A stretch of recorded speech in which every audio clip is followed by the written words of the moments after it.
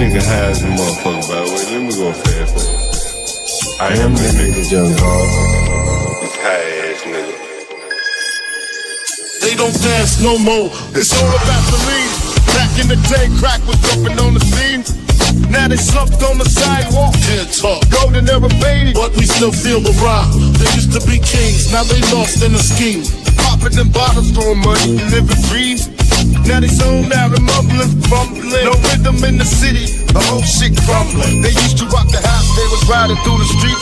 Remember there was dancing, sliding to the beat.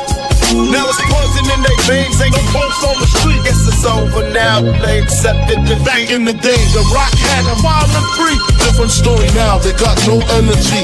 The new drugs got them slow with the head unload. Eyes closed and they don't dance no more. Block used to be jumping, top shit they was on. Now it's lights out, guess the thrill is gone.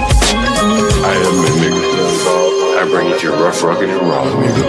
They don't dance no more, it's all about the codeine. Back in the day, they was rocking on the scene. Even dancing in the rain. Now they nodding off. Shit just don't hit the same. I am that nigga, young dog.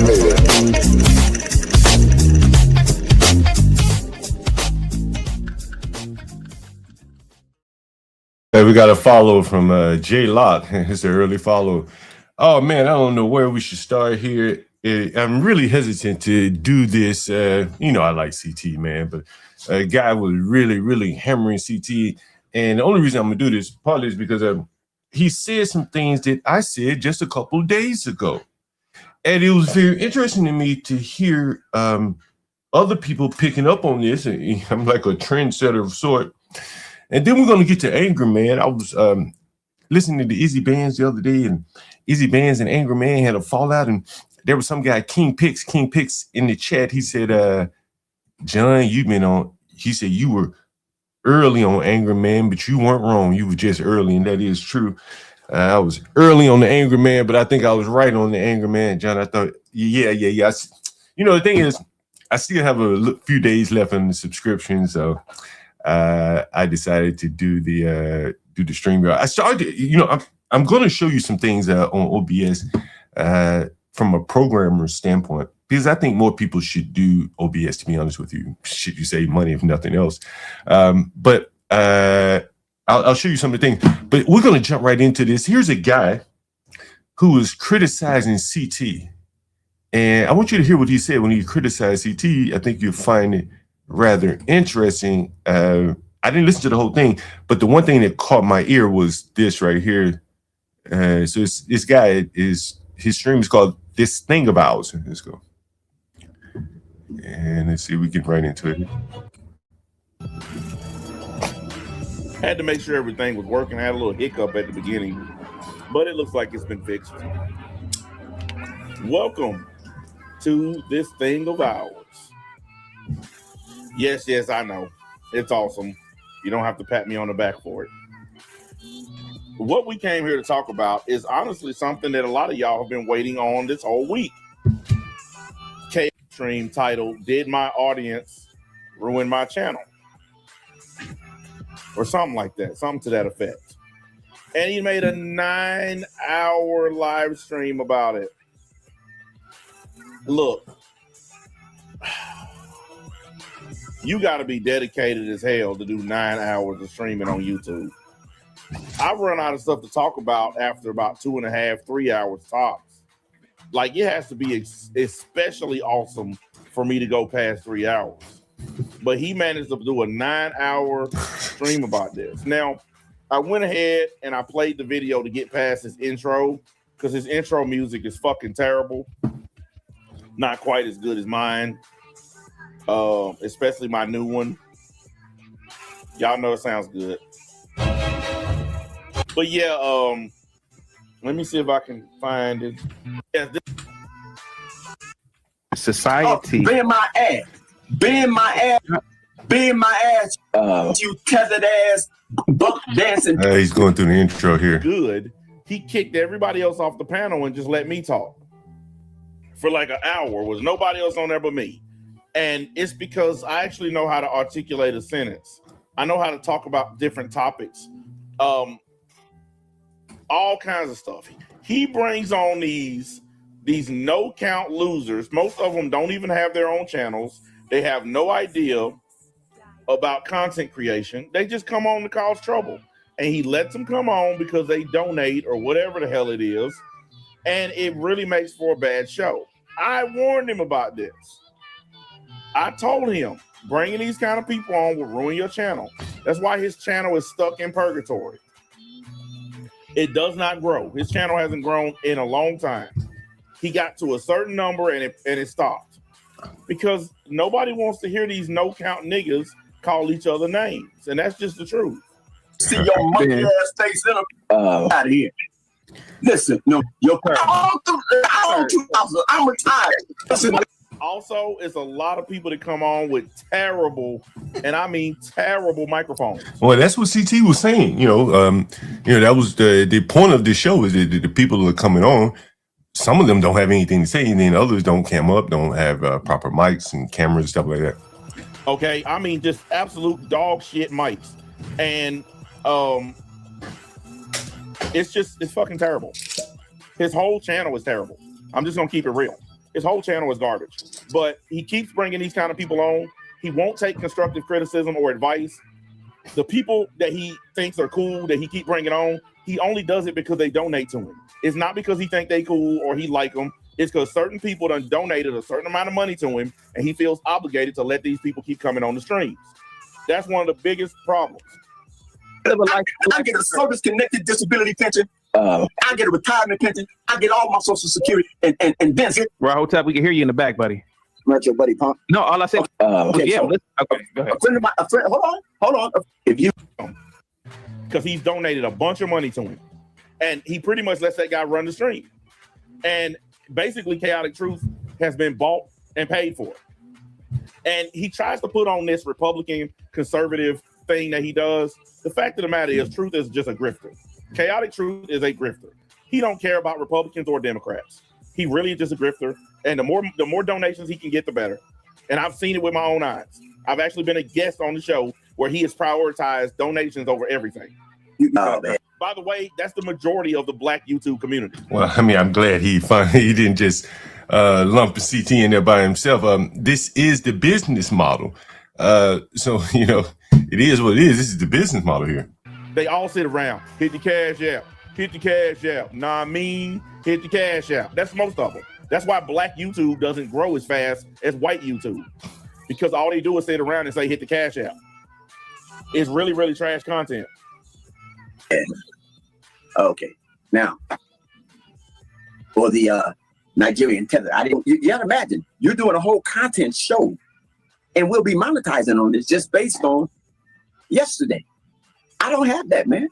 I don't put that much in, I can do that, but I don't have that because you're doing a whole show about Ben Rahotep, old man, 70 years old. I already told you. See, I'm gonna tell you another thing. You're a bona fide liar. So I don't know where you're getting these numbers from because I'm not 70. Okay, well, you have time to speak now, sir. Do you want to speak? No. You the show. Well, that lag is what happens. That's another thing that happens on his thing. He has really terrible lag. Like I said, most of the people that come on have terrible mics. It's just local niggas from the hood, pretty much. That white dude, Gimpy, he's one of these Jewish guys who thinks, like all that Israel crap.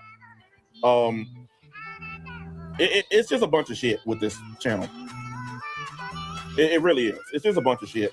The few times I went on there, the first couple times, it was all good. But then after that, I started getting disrespected, mistreated. And then finally, the last time I was on there, Truth, he just let his whole panel rail against me, accuse me of stuff, lie on me, all kinds of shit. And then he booted me off afterwards. Hang on. I've never seen CT boot people like that for difference in opinions. I didn't see the show this guy's speaking of. I didn't see this. So that's unusual for what he's saying. Usually CT just lets it roll. Y'all, I need to fix my mic real quick. It's doing something stupid. Usually it's the Izzy Band's Sharon Bracey panels that pay to put you off and things like that. But and this guy's saying CT put him off. The criticism in the chat is a little, he's just getting started. But as I was looking through the criticism in the chat, it's a little rough, but he's not atypical for any of these black streamers. I will say that now. Hang on just a second, y'all. Or I'm your spiritual. Something that is spiritual. Okay, you're my spiritual father. Okay, Yes, so sir. if you're my spiritual father, what did he do to help shape and mold me to be your son? The fact that you obsess over my channel, sir, and what I say. And so forth and on, and debase This guy is he has a panel. What's the name of it? This thing of ours or something like that. That's the name of his channel. I guess he's been on CTs before. It's a fairly small channel, only about 200 subscribers. people, and the I think what he's saying applies not necessarily to CT solely, but it's something that I said just the last stream. in the director chair, the small hat guy, they want to lambast me. But let me tell you something. Stop holding up signs, small hat. You got enough issues. Your people got enough issues. Go me on. But you try to get some.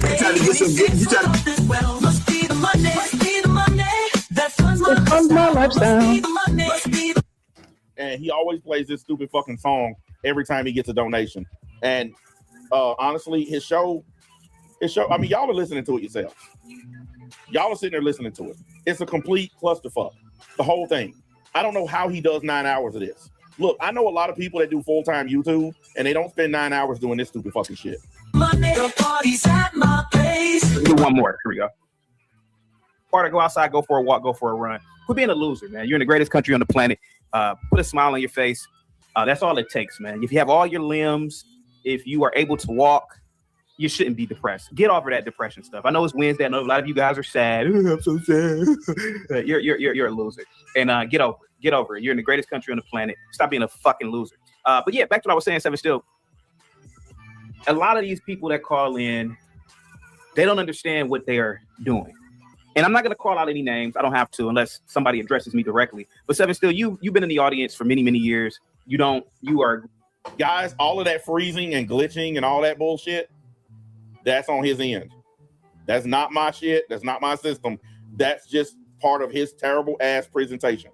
His channel, his mics, his cameras, they still using that bullshit ass broadcaster thing. That StreamYard shit. StreamYard is fucking terrible. They still using that. Like the whole. And that was the point that I made in the last stream. I think, and I'm being honest here, a lot of these streamers that have been doing this for a while, they've kind of been stuck. They have not advanced their presentation. And one of the things that I pointed out is the StreamYard, man. Like, you can't be professional using StreamYard solely. I'm using StreamYard here, but most of the videos, all the videos I create are about OBS. Sometimes I go live by OBS. We're moving to OBS. It's something that I recognize, and this guy is recognizing too. A lot of people are recognizing it. StreamYard is very limited. Is for the very, very noobs in terms of technology. Whole black sector of YouTube, they all do this. They all use StreamYard. They all do these multi-boxes where they all sitting there arguing with each other. I don't want nothing to do with these niggas. Nothing to do with these niggas. If Truth came and said, hey, man, I want you back on the panel, I'm not fucking with it. Because when he brought me on, he lied. He said he wasn't going to bring all those niggas on that fuck shit up. And right after bringing me on, he brought them niggas on the panel. And it just completely, like, me and him were having a legitimately good conversation. Some of you guys were watching it live. We were having a real conversation about real stuff, and he ruined it by bringing them niggas on. And I told him it was going to happen. I said, dude, if you bring these niggas on, they going to ruin the stream. Happened exactly how I said it would. Great friend. You don't bother me. And obviously, I'm not talking about you, but there are individuals that can't read a room. They don't understand nuance. They bring a level of depression. They bring a level of not just negativity. I'm making that up, but they bring a level of a monkey wrench. They're throwing a monkey wrench into a high performing panel. I'm just going to call it out. I'm going to call it out. He said a monkey wrench to a high performing panel. No, sir, it's not a high performing panel. Your panels are absolutely, positively terrible because you have on a bunch of people hollering, a bunch of ghetto ass dudes, a bunch of whack ass females, and you don't moderate properly, I'm sorry, but no, I'm not gonna let you get away with that. And I'm saying this as someone who has actually been a guest on your show. Your show does not run like you saying it is. It's just not true. Oh, when I'm on the panel with Ivan, my fraternity brother, Black Moses, when he calls in, Moses is funny. Moses can read a room. Moses understands nuance. Moses gets jokes. Moses is entertaining. If I don't bring you up on the panel while me and Moses are going back and forth, it's nothing personal. It's just Slap the like button for me, folks. That you suck. You are not good for the panel at the moment. Hey, if y'all can kind of hear my AC blowing in the back, it's my bad. But when I got home today, it was hot in here. Like I hadn't been home all day today, and my man cave was just hot because the window of this room is always facing the sun during the day. So the sun's always beaming on the front of the house, and this man cave window is in the front of the house. So it was hot as hell when I got home. I don't want to hear his excuses either. A lot of you guys are weed smokers. A lot of you guys do drugs, and a lot of times drugs, it enhances your main character syndrome, your ego. That Truth should watch a lead cast and take notes. His panel's a hot ass. Exactly. We have good panels, and we be on there having fun. His panels are angry. Like, it's all anger. Everybody come on pissed off, and they immediately start fights with the other people that are on there. It's not very good. But a lot of you guys have to have, Big Dog, I don't think he sounds sassy. I think he's making some points, honestly. Particularly on the StreamYard. I think, shit is something I mentioned this, or he mentioned it as well.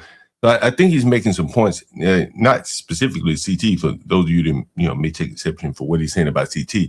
I think in general, the black YouTubers need to step their game up. That's just my honest assessment. Ego destroyed. I'm going to destroy it today. Guys, get the likes up, share the video. That's another thing too, guys. Get the goddamn likes up. That's another thing too. What's the point of watching this goddamn show if you're not going to get the goddamn likes up? Get the likes up, guys. Share the fucking video, guys. Hey, I don't understand. I wouldn't want to go somewhere if I'm not marketing to, even if I hated a channel, which I don't hate, I will still market the channel to 20, 30 people in my phone. Hey, watch this motherfucker. Hey, click it. Watch this. What's this? Man, just watch this. If your channel was doing what it's supposed to be doing, you wouldn't have to do that. You would not. Man, I'm interrupting this show. I shouldn't do this and answer the questions, but this is a different format. I don't do a lot of reacts. So I'll answer this question. CT, he got a strike. He'll be back in a couple of days. That's just the thing. It's YouTube. To tell people to market it to other people. You know what happens on my main channel? People will come in the chat and they'll be saying, man, I shared this with people at my job. I shared this with people on my Twitter. I told my homies to check this out. I don't have to tell people to go do that. They do it on their own.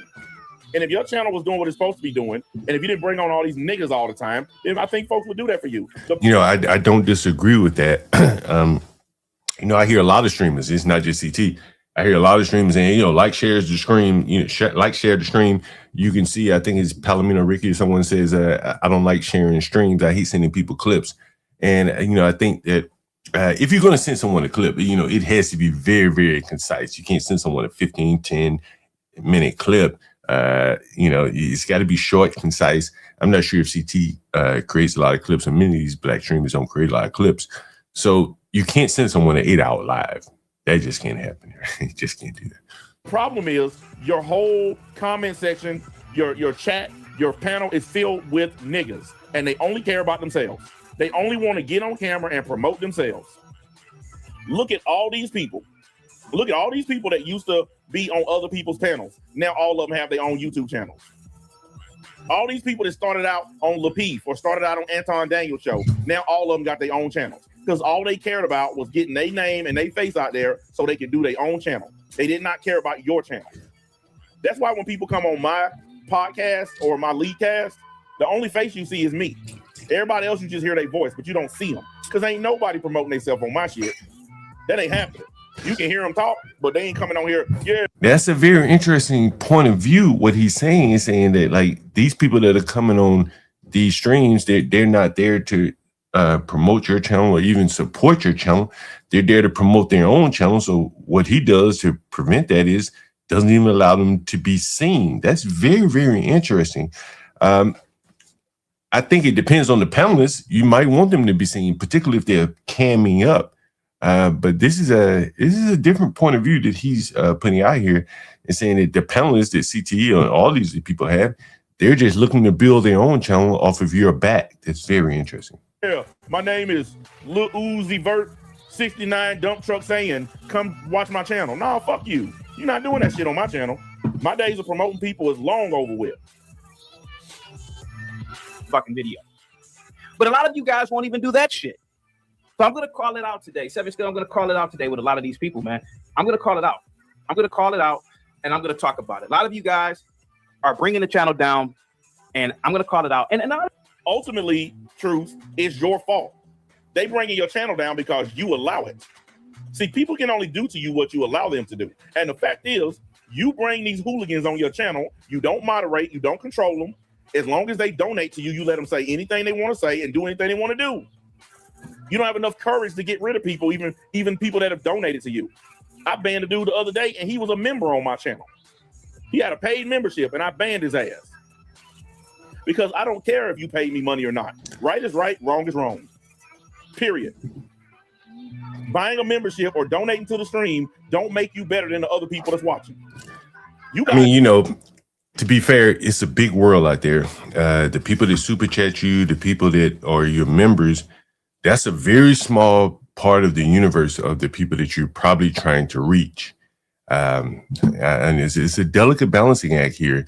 And this guy saying, hey, he banned a member of the channel. You guys know the way I do it. I read everybody's comments. I don't just single out the ones where people paid me a damn super chat. I read those too, but I read everybody's shit, whether you super chatted or not. Because ain't nobody more special than anybody else. But these dudes, like him, only comments he read are super chats. He don't care about nothing else. It's my fault, because like Gimpy says, I do control the buttons. If me and Ivan, or Black Moses, aka Moses, if me and him are going back and forth, right? Imagine a good, I don't know if any of you guys watch tennis. A lot of you guys don't. A lot of you guys aren't that goddamn refined to watch tennis. But if you're watching tennis and it's a good match, kabluka pow, kabluka pow, kabluka pow, and imagine Now, he just said something that I think is funny. He said a lot of you guys aren't refined enough to watch tennis. Well, if you know your audience is not refined enough to watch tennis, why do you bring them on your panel and let them cuss and holler like crazy people? See, I'm not gonna blame the panel. I'm gonna blame him because it's his channel, it's his show. He is responsible for the people that come on his shit. So I ain't gonna let him pass the buck and say other people are ruining his channel. No, he ruined his own channel when he decided he wanted to let these people come on and do whatever they wanted to do. He passing the buck. He trying to say it ain't me, it's them over there. No, it's you, because it's your channel.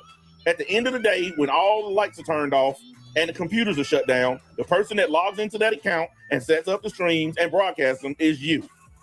Imagine me blaming the one for my stream when he ain't got no control over it. Imagine me saying, man, that stream was awesome, man, but Zero came in and fucked it up. Imagine me saying that when I got all the control of the stream. I control who talk. I can mute people, I can ban people, I can kick people. Imagine me doing that. Well, that's what he's doing right now. You know, it's an interesting point. You know, I was on Izzy Bands the other day, and the panel, he had a few people on the panel, and all of them were directing questions to me. And I looked into the chat, and someone said, damn, is this the John Galt channel? It was Izzy's channel, but it was, you know, all of the conversation was directed at me. And at some point, I think it's some nigga, Uda on the go or somebody paid to put me down. And the guy, when they paid to put me down, there was one guy on the panel, he said, damn, I was hoping to ask John Galt a question. And it seemed like a productive question, you know, a question above board. And that is the problem, you know, with Black YouTube. And it went on and on and on.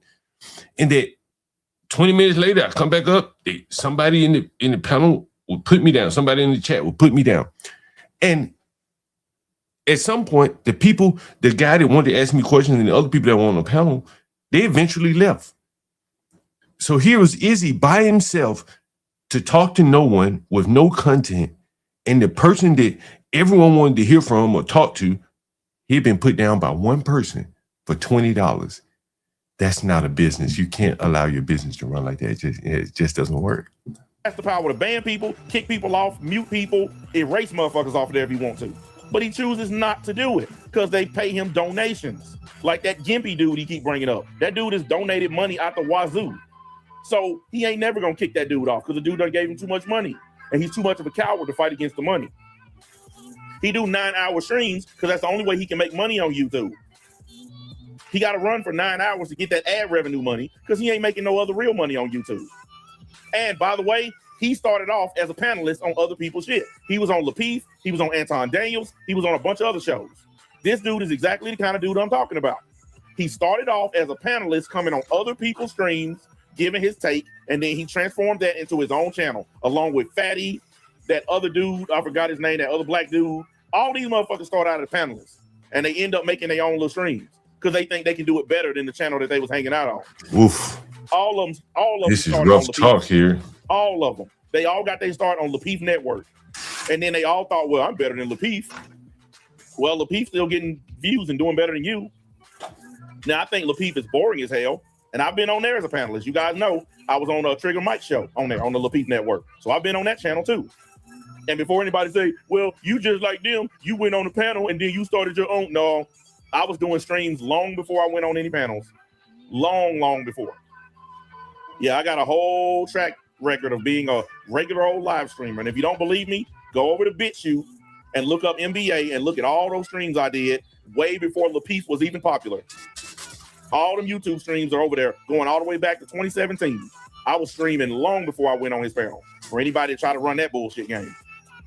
Motherfucker running across the damn court on a high-level, high-performing tennis match. A lot of you guys do that.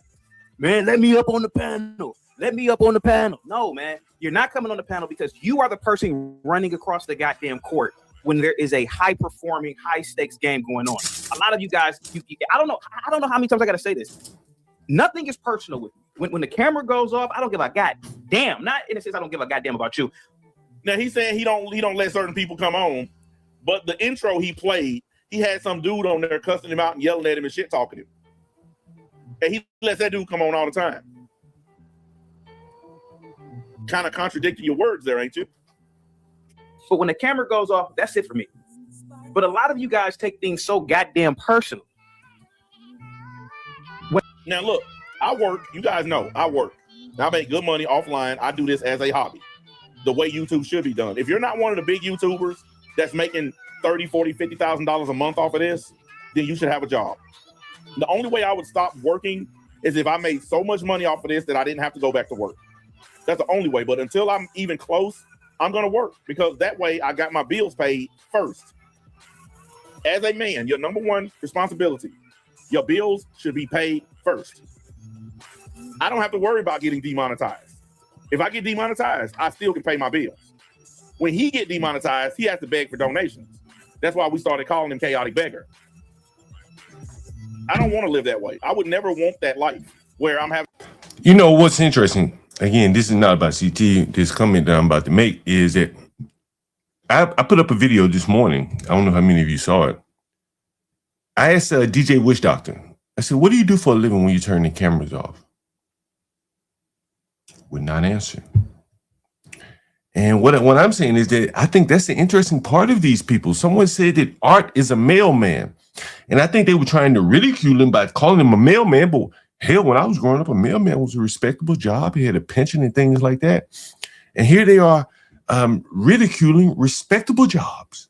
And in this case, maybe they're not even working because they're pursuing this YouTube thing. And the mindset is that working a real job is beneath them. This is very interesting. Having to beg people so I can pay my rent. It's a disgusting way to live. It's not very manly to sit online and beg for money. I gotta stop you right here. I was talking to my lovely lady Lisa the other day. And you know, I don't really ask for money and shit on this channel. And she was talking about, damn, what's this lady name? It's a light-skinned girl, Ashley Amber. Damn.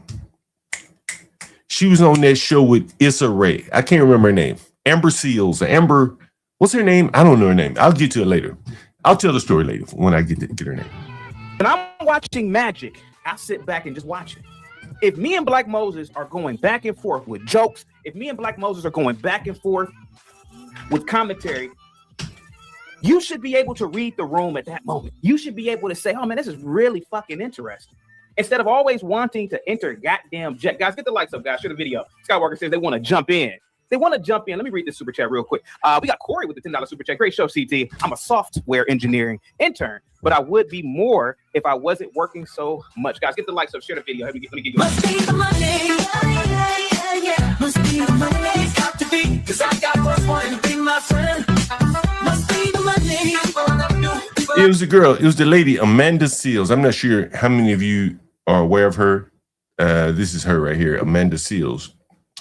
My lady Lisa is a big fan of hers. And apparently Amanda Seals does not work. YouTube is her living. And so Amanda Seals was on YouTube the other day and Lisa was listening. She's like, I need some money. In Lisa's words, she was begging. And I said, well, did you send her any money? Hell, you listened to her channel. She said, no, I didn't send her anything. I said, why not? She said, I got my own bills. I'm broke. And I think that's the problem. And so she looked at Amber Seals, wasn't it? Amanda Seals, it's like she was begging. But Lisa listened to the woman. She likes her. She didn't send her any money. And she said, it rubbed her the wrong way. It's like she's begging. Go get a job. That's what Lisa said to me. And this is the woman that she likes and watches. Make of that what you will. I don't know what it is. Talk to me. Check it out. So here goes the thing. If I'm going back and forth with a high-level panelist like a Black Moses, if you're too stupid to read the room, if you are too stupid to say, how come you ain't let me talk? How come you ain't let me? Because, bro, it is magic taking place. Moses is funny. I'm funny. The set and setting are fun. Yeah, listen, he's one of those sound effect people. He loves sound effects. He loves playing that stupid fucking song. Look, ain't nothing wrong with that if the shit's funny. Okay? If the shit's funny or entertaining, then fine.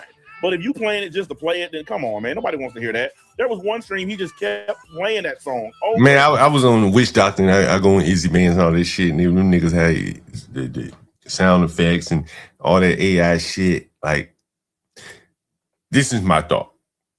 Like, that shit is filler. You go buy some dope and you get some filler. It ain't all dope. The AI effects and all that songs, AI songs and shit. Listen, I'm gonna tell you. You know how you've heard me be kind of tough on tough guy. You heard me be kind of tough on tough guy. I was telling my lovely lady Lisa this morning. Universal Jones played a song, an AI song in front of Tough Guy. And he asked Tough Guy his opinion of the song. Tough Guy was like, man, I'm a musician. I make the dope in the lab. This artificial dope that y'all making out here calling it music, I can't respect it. It sound all right, but I'm a musician, man. Like, I really make this shit. Real shit, not that inorganic shit that you guys are coming with. And this is Tough Guy. Think of what you want to say about Tough Guy. But he does make music. And he's looking at this organic, this AI shit, and he's like, that shit ain't that dope. That's Tough Guy. And Tough Guy ain't the most intellectual motherfucker you're gonna find out here. And he's looking at it like that. And so this is this guy. Over. It's lame. It's a lame ass song. Nobody cares. A lot of you guys got to get over your autism. A lot of you guys have to get over your main character syndrome. A lot of you guys are fucking boring. You're fucking boring. Trust me. This is Tough Guy plays the drums, by the way. Coming from someone who's actually entertaining on a live stream. Truth, your topics are boring because all you do is suck off Donald Trump. You want to prove so badly that you are a black Republican that every single stream you just sucking Donald Trump's dick or the Republican Party. Look what they've done to this country. Gas prices are triple what they were when Biden was president. Food prices triple. Home prices triple. Tariffs, taxes, everything's fucked. Oh, this is political here. When they got elected to office, into the political aspect of it. But again, this is the and I've talked about this from the perspective of Angry Man. Angry Man, if you watch the videos, and we'll talk about it a little bit later, Angry Man comes out as this conservative black Republican, but then he wants to drag his victim card with him. That doesn't play in the Republican Party. So yeah, I don't know. But this dude refused Democrats have this much power. This guy's talking. So how you gonna keep blaming Democrats? This is one of the big problems I see with this guy. And Anton Daniels and all these other so-called black Republicans, they got to suck all that Republican dick to try to prove that they one of them. I'm one of you guys. I'm a black Republican. They ain't never going to accept you. White folks that are racist ain't never going to accept you for selling out your own people. You know what's interesting is he just said that is that Anton Daniels said something. I released that clip. He says, I can only go so far with the Republicans because when I want to bring in my black struggle, they don't want to hear it. That's what Angry Man said. I criticize the black community, but not because I'm a self-hating piece of shit. I criticize the black community because there's a lot of stuff the black community can do to get on its own feet and get better. And the first thing we can do is we can stop giving all this fresh air to niggas. There's a movie I watched years ago, an old movie called Original Gangsters. And it's about people coming back to their old neighborhood to meet up, to see old friends. And then when they get there, it's a bunch of gang members. And you know, I'm interrupting this react. I typically don't do reacts, honestly. So I'm not even going to clip this shit up. So I can interrupt it and not have a problem. Yeah, you know, I've been on Risky before. I've actually clipped up a couple of Risky's videos. I'm seeing kind of a shift in Risky, to be honest with you. I sent Be Brave a text message. I'm like, damn, look at what Risky's doing over there. Risky's not a dumb guy. He's not dumb at all. And he has a business outside of YouTube, which exposes him to the real world, which, you know, a lot of these guys don't want to talk about, or they embarrassed about what they do and so on and so forth. They don't do anything. So that, I think, gives Risky a different perspective of the world. He probably has, I think Risky moves piano, so which means he probably has a lot of white clients. Running the old neighborhood. So all these old fucking people from the old days, they get together and they run these gangs out of their neighborhood. They all click up with the people that's living there. They get tired of that shit. They run them niggas up out of there. They killed some of them and some of them took off running and never came back. I've been saying for years, the black community needs to do that with niggas.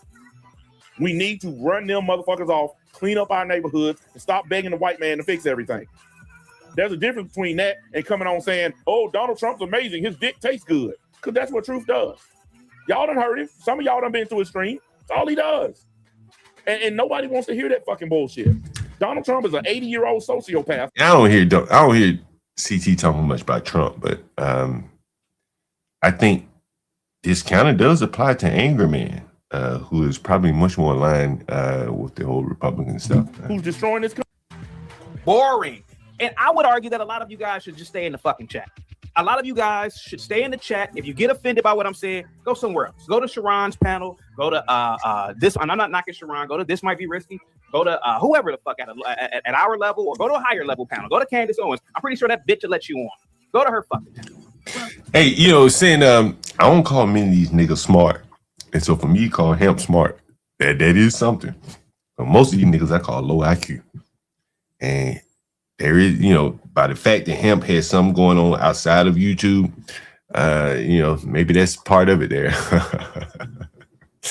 Candace Owens gets 1 million plus views per stream. He's trying to shit on Candace Owens. She can stream for 1 hour and get 1 million views. He did this stream. This stream was 9 hours long. All he got was 4,000 views. But he trying to shit talk Candace Owens. I don't like Candace Owens, but I'm not going to knock the fact that she's hugely successful. And her channel would dwarf this piece of shit channel of his. A lot of you guys suck. You're not funny. A lot of you, and there's nothing, Corey, let them know, man. It's nothing personal. Corey, I bet you were not funny, right? And you send over a nice super chat, but because you're a software engineer. So your brain is wrapped different. And there's nothing wrong with that. It's nothing wrong with being boring, but just be boring in the goddamn chat. Be boring there.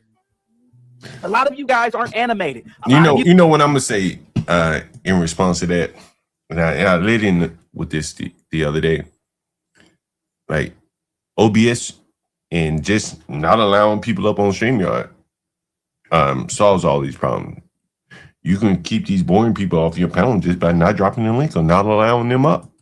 You guys, your cameras never work. Your microphones never work. It's something's always off with a lot of you guys that call in. But you let him on. See, he's leaving out the most important part. No matter what you have to say about these people and their microphones and their cameras, we wouldn't know that unless you let them on the panel. You are the one that lets them on. So I don't know that nigga A got a bad camera until you let him on. I don't know that nigga B got a bad mic until you let him on. So the barrier of entry is you. When somebody got a bad mic on one of my lead casts, what do? Hey man, you need to get off and come back on. Your mic sound like shit. I will completely pause everything and say, man, somebody need to fix their mic. It sounds terrible. Or I will be like, somebody echoing. Stop listening to the stream while you're talking.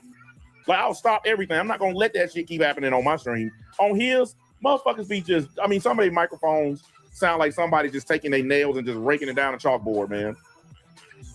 I mean, it's bad. And he don't do nothing. There are a bunch of times where he disappears from the stream and let that little gimpy white dude run it. That day that they was going after me, Truth wasn't even on.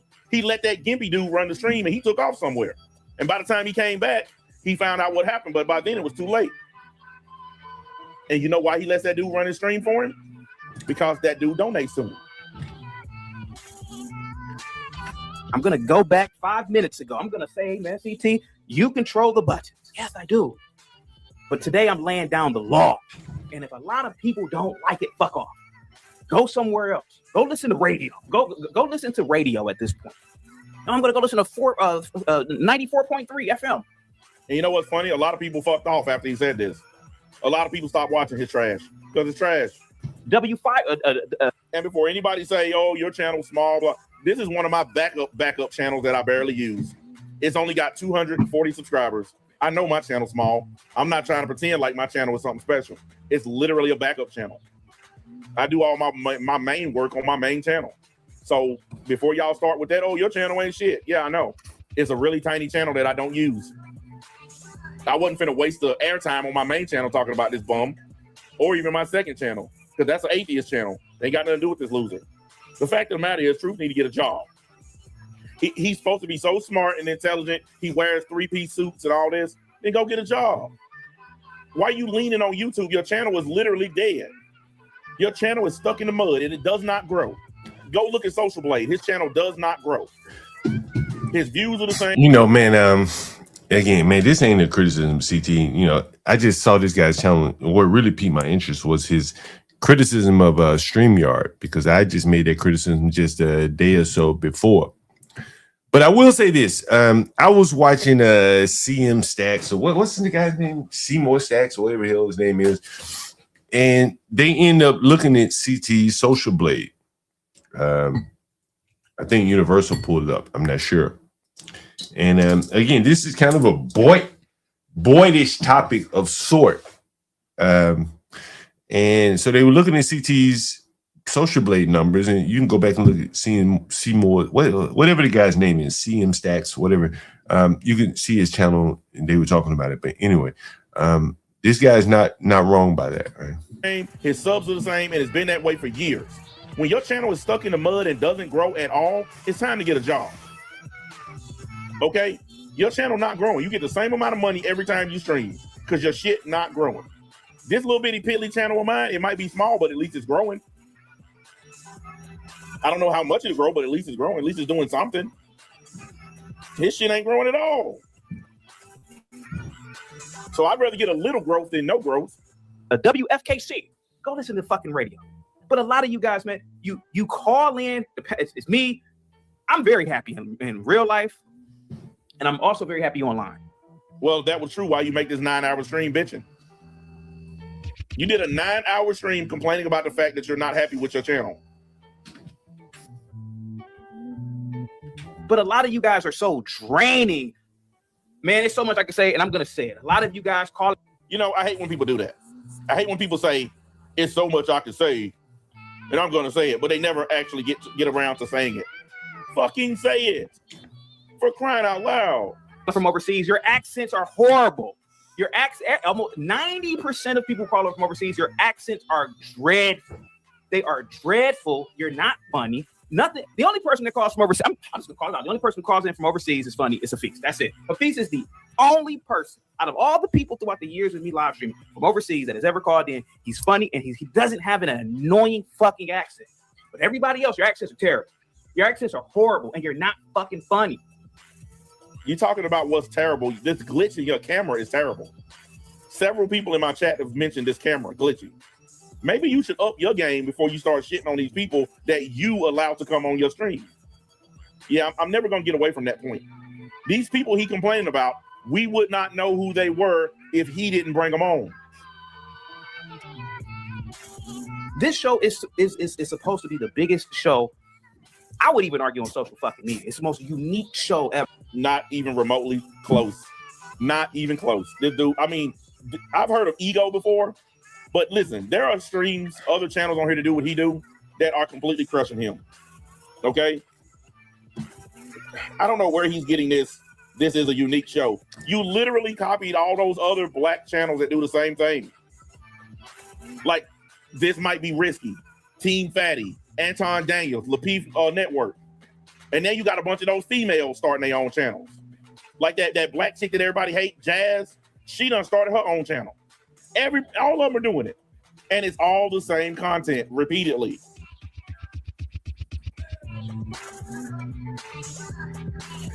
Yeah, I think Jazz, she was more attached to Anton Daniels, and that's where she's got a lot of her emotion from my understanding.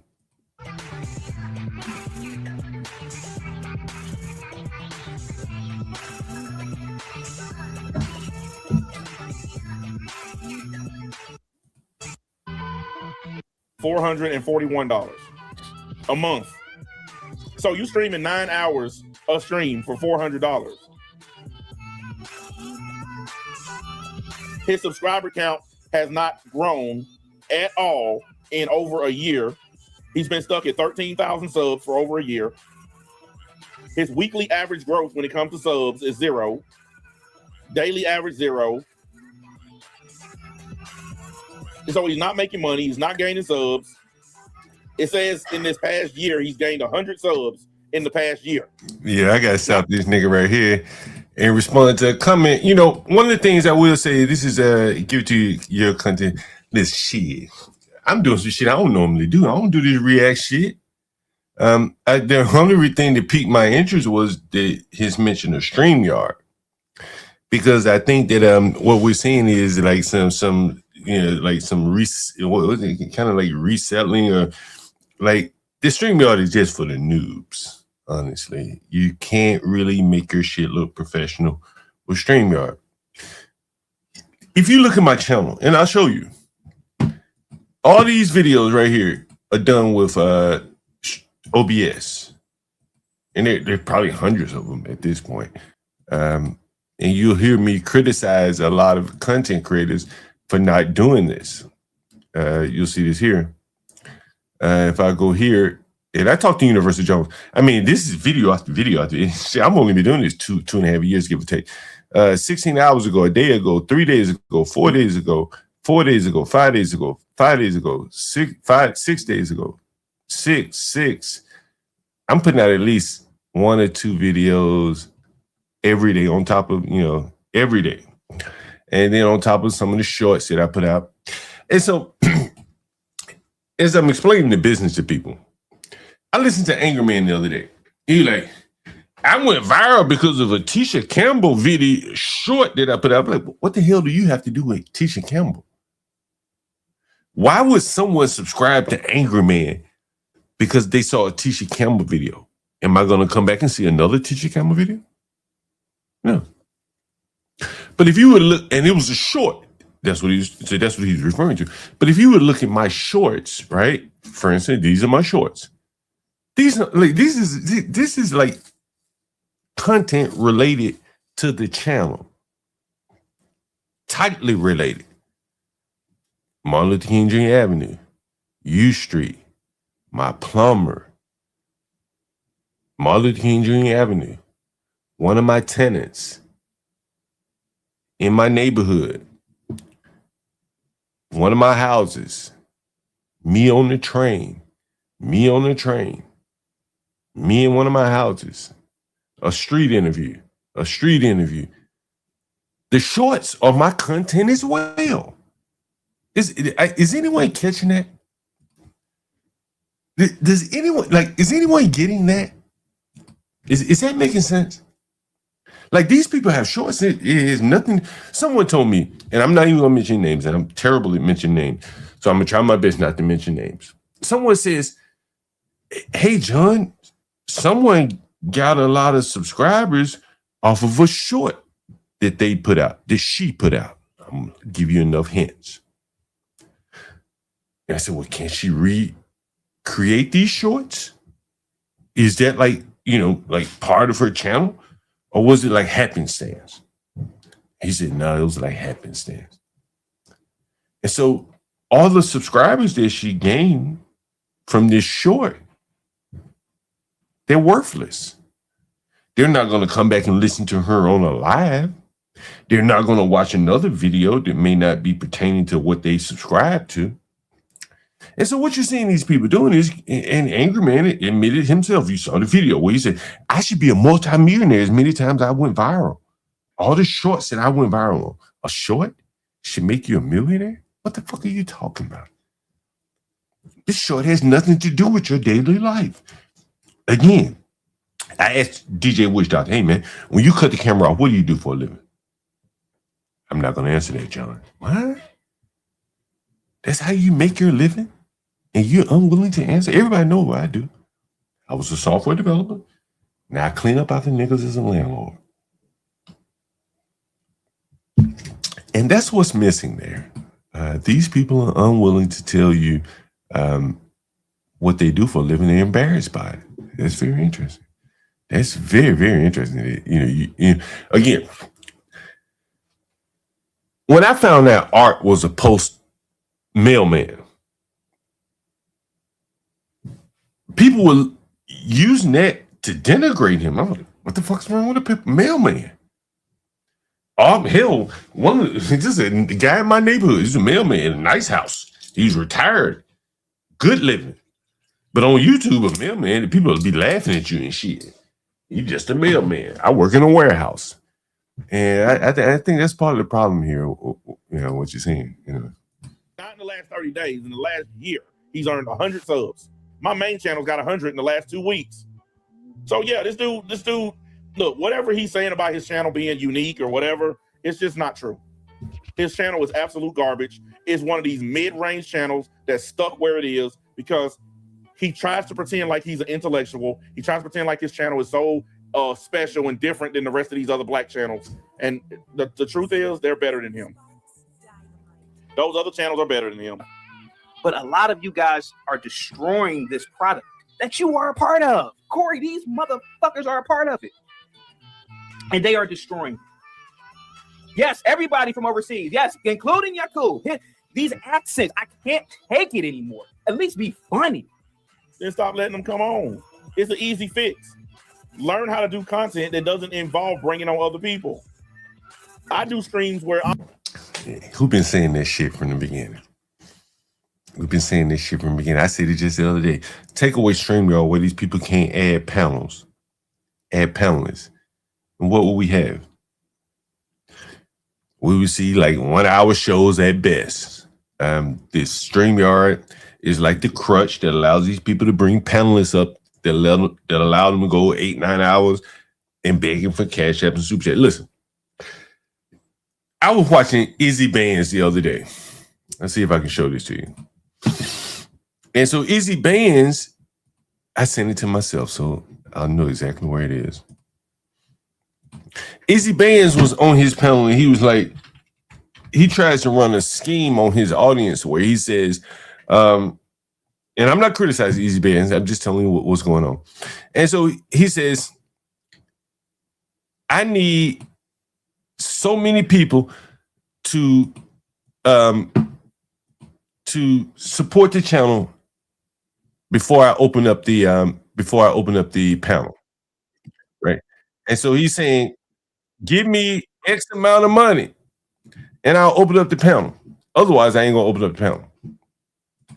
And so he's expecting that people are gonna say, "Well, we want a show, we want a panel," and I'm gonna get to the clip here.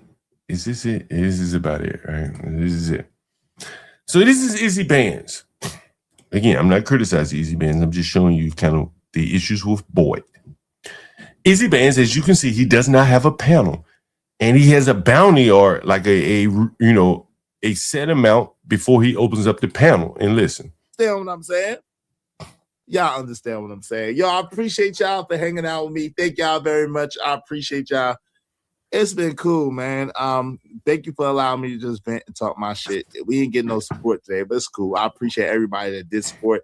Thank you to Hombre Lobo himself. I appreciate that Double Up family. Thank you to TBE Truck. There you go. Say it one more time for the audience, is it? Very much. I appreciate y'all. It's been cool, man. Thank you for allowing me to just vent and talk my shit. We didn't get no support today, but it's cool. And this was a under 2 hour stream. Under 2 hours. Without support, he could not open up the panel. He did 2 hours. Right? As I've been telling you, these people have nothing. Like, what does he do after hours when he cuts the camera off? Maybe he could talk about that his day to day. That might be very interesting. I'm the only one on camera for 2 or 3 hours. Then I do streams where I bring the fellas on to talk sometimes. And that's only if they want to come on. It's voluntary. Learn how to make content that don't involve bringing on a panel full of idiots. He's not very talented. If you can't hold the audience by yourself for 1 or 2 hours, then what are you doing? I'm already coming up on the first hour. I've been on here by myself. You don't need other people if you got actual talent. You know, this is just Palomino Ricky. You know, as I say, I think to grow your channel, honestly, your shorts have to be pertaining to your content. That's my thought. If you're just walking down the street one day and you see a car crash and you go viral because of that, those people aren't going to come back tomorrow to listen to you go live talk about politics. They subscribe because of the car crashes. Are you going to have more car crashes? If not, they're just going to just be like one of those idle subscribes. I'm subscribed to him. I never watch, or her, but I never watch. And so that is the shorts. You know, it's like value. Shorts can have a lot of value or a little bit of value. It depends on what type of short it is as it pertains to how closely related to your content it is. That's my opinion. That's just my opinion. At least be witty. I'll give you a better But example. a lot of people from overseas don't. I'll give you a better example. If you have a travel channel where you're going off into safaris and stuff like that, and all of your shorts are related to safaris and travel, those are high value shorts. But if you're on a safari channel and they got a short of them walking down the streets of New York City, that's not a high value short. It's not pertaining to their content. So again, you know, I think the shorts should feed into what you normally do during day to day. And for many of these people, I don't think they have shorts that are of value, to be honest with you. And for the record, I've only played 17 minutes of his stream. So out of the 47 minutes, the 47 minutes that I've been live, 17 minutes of it has been me playing his video, and the rest, the other 30 minutes. You know, I popped in the Witch Doctor chat one day. You know, he came up here the other day, and you know, I have a clip of him when he said he would not tell us what he does. So every now and then I pop in the Witch Doctor. I say, "Oh, you reviewing other people's content right now?" And what was interesting about Witch Doctor, which really shows you how they have nothing. Witch Doctor was reviewing Gospel of Bob's one night. And I'm saying to myself, like, damn, Witch Doctor has more subscribers, many more subscribers than the Doctor Gospel of Bob. And you're over here reviewing Gospel of Bob. And then I realized it was because JP was getting arrested. That's all they got. Crawling around on the floor in the crevices, looking for something to play to beg for cash apps. And again, I tell you, man, like, I got women, man. Like, there's no fucking way I get up here and be begging. And you just heard what I told you Lisa said about Amanda Seals. Imagine what Lisa would say about me if I was up here begging. And she saw me fucking begging up here. And she didn't give Amanda Seals any money. Amanda Seals is a woman. And here's these people, you know, witch doctor in this particular case, dragging around the bottom of YouTube and found a clip of JP getting arrested.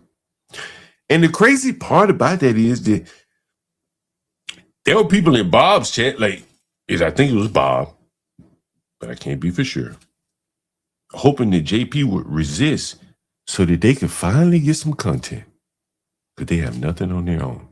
That's very sad. That's very, very sad that here they are hoping for JP to resist and get himself in more trouble so they could have content, so they could finally have some content on the internet.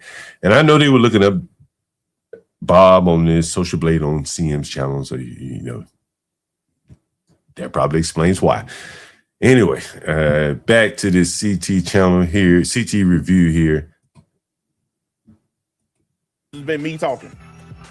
That's typical of me.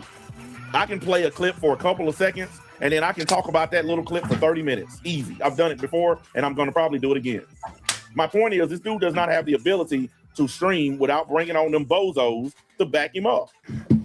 If he had any... Universal, I know you over there, boy. You giggling like hell over there. I know you giggling. I know Universal giggling right there. I'm going to play that shit again. Easy. I've done it before, and I'm going to probably do it again. My point is, this dude does not have the ability to stream without bringing on them bozos to back him up. If he had any real skill, he wouldn't bring them people on. Don't have that wittiness that we have as Americans, Young and Blessed. And that's something that I've learned too. A lot of people from overseas, no wonder why they watch us. No wonder why they worship us Americans. Because we're funny, we are witty, we're comical. These people are boring and dread. I'm 5'11", by the way. Yeah. CM says, finally, CT being honest. I gotta be honest, CM. I have to be honest because he said, finally, you're being honest. That means that you've been dishonest up until now. That's not a good thing right there. They're saying, finally, you're being honest. That means up until this point, you have been dishonest. That is not a good thing. They're not patting you on the back. They're snitching on you. Eventually, man, I'm gonna lose my goddamn mind. People are watching. People are listening to this shit at work. And the more and lately, CM, I've been listening to after a show. I've started to listen to the show. I was like, this is awful. And it's not awful because of me. It's awful because of the dreadfulness of people's mics not working, the dreadfulness of people cutting in when they shouldn't even be talking. Yeah, he keeps repeating that he's funny. That's like a comedian laughing at his own jokes on stage, but the crowd not laughing. Yeah, that's you know, like me, I'm genuinely funny, but I don't try to be funny. That's the thing about me. We be crying laughing on my streams, and I don't even be trying to do it. That's a truly funny person. When we laugh when we don't even intend to be funny. It's not we're not even trying. And there are streams where we just sitting on there crying laughing. The shit is hilarious. And nobody's actually trying to be funny. If this dude would lighten up a little bit, just treat it like what it is, he might have a little bit more fun. Seems like to me he's not having fun. And the depression. If you are a man and depressed, you are a fucking loser. I don't give a ass at this point. You're a loser. You are a loser. If you are a man depressed, oh, I'm sad. My life. Fuck your life. You live in the greatest time in human fucking history. You live in the greatest time in human fucking history. You live in the creature comfort of Western civilization. Motherfuck your emotions, man. Motherfuck your emotions. Get the fucking likes up, guys. Get the goddamn likes up. Corey, what's up, buddy? Says, I could go to meetings and listen to your show in the background. Entertaining and funny to me. John Dunny, salute. I study what is wrong with the world, and this is a great place to witness the shock and awe. Thank you so much, John. Now, here goes the thing. John, I rock with John. John sends over super chats, and I appreciate that. Thank you for proving my point. You rock with him because he super chats. You don't rock with him because of what he's saying. He sends super chats, so you rock with him. Yeah, we're seeing that. Thank you for acknowledging what I said at the beginning of the stream. We all know that's the reason why you rock with him. But John is very flat. He knows it. That's why John doesn't call. John, I'm pretty sure that's the reason why you rarely ever call in, because even you know it. And that's what I hit the cash, yeah. Hit the cash, yeah. Nah, I mean, respect about John. Like, look, this channel right here ain't even monetized. You don't see me spamming my cash app in the chat. But you want to know what these black YouTube channels do when they're not monetized? They have their Cash App up on the screen and they spam it in the chat. And they do that until they get monetized. And then after they get monetized, they still keep doing it. I don't spam my shit. This is an unmonetized channel. I'm not getting anything for this except views. That's called YouTube, boys and girls. John is bored. He's black. But John has wisdom and he does it in the chat. How that gotta rhyme? That's why I respect John. He knows it. He knows he's You respect him because he give you money. End of story. Next. not able to keep up with the dumb shit. He's just And Chaotic Truth is just like Tommy Sotomayor. So he'll run across this stream and he'll react to it. Because he's just like Tommy. He can't stand when people criticize him. So it may not happen immediately, but trust me, he'll run across this stream or somebody will tell him about it and he will 100% react to it. And honestly, that'll be a good thing because it'll make your content better. You'll finally be doing something that's different. stays in the chat. Yo, you know what? I'm gonna interrupt this for a second. So I saw Master Kim's message, hey, you're gonna drop the link. So one of the things, since I've bought so much hardware, you know, I'm a software guy. Yeah, I'm a software guy. And we're gonna get into a little software later. But I bought so much hardware here, and I've told you about the hardware, the Rode Podcaster, the Rode Duo, the Rode mics, the this and that. What else about? The Rode portable mics, whatever, wireless mics. So I put this link in the chat, and if anyone wants to help me test it, it is it's some hardware. It's a hardware where you can click on the link.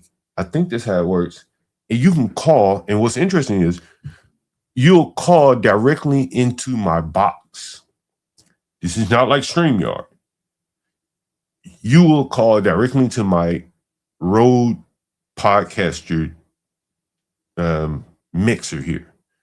And I'll be able to control your volume, all this stuff, whatever. We could even talk behind the scene. But anyway, so if you want to talk by that, before I drop the StreamYard link, this will allow me to test it. This is one of the things I want to test before we go to OBS here. Hey, we got a call. There it is. So we're going to see how this works here. Is Master Kim calling? What's up, Master Kim? Hey, what's up, John? That Hello, shit hello, sound everyone. good. Hey, man, That shit sound good. Huh? This is technology. And John, I don't mean to interrupt the stream, but there's a couple that's things fine. I wanted to Yeah. go into. And out of all fairness, and when these couple comments also are a reflection of you and CT, if it's okay if I, bundle you into one Go ahead. comment. So what that gentleman, who I thought was a better version of JP, what they don't understand is the personality. Your personality, high IQ with witty humor. You're not a Don Rickles or a Chris Rock, but you're funny, but you have a high IQ. Same with CT, same thing. He doesn't portray himself to be this stand-up comedian, but he has a high IQ. So unfortunately, your humor and his humor, meaning CT, you have to have an IQ of, I'm going to say at least above an 85 to get it. If they're expecting you to push some little girl into like the mud and people can, the humor that you have in CT is for like a higher hold on, Master Kim. We about to test something else. We got Big Dog Sports calling in, so we can see if we can take two people at the same time. So hold on for a second. Hold on. Hello? You got Big Dog? Hello? I mean, messed it all up here. Hello? Hey, okay. At least we got Master Kim. Yeah, Master Kim, you there? Yeah, go ahead. When he calls in again, I'll drop off to get him on, and then I'll call back to see if you can add me. Incoming connect. Please select the channel. Okay, I need to select a channel for him, so I'm gonna select channel 3. Shit, I got to figure this part out. Hey, Big Dog.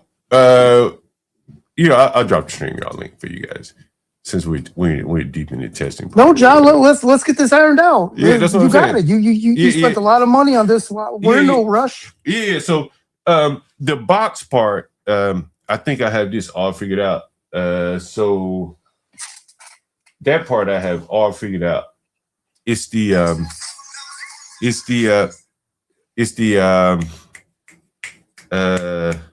multiple people.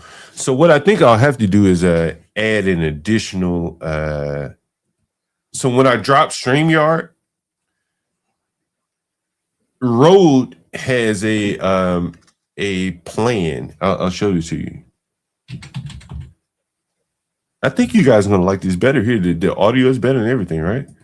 Is the audio better? Oh yeah, the audio is perfect. It's like we're on a call. Yeah, like you know what you're doing.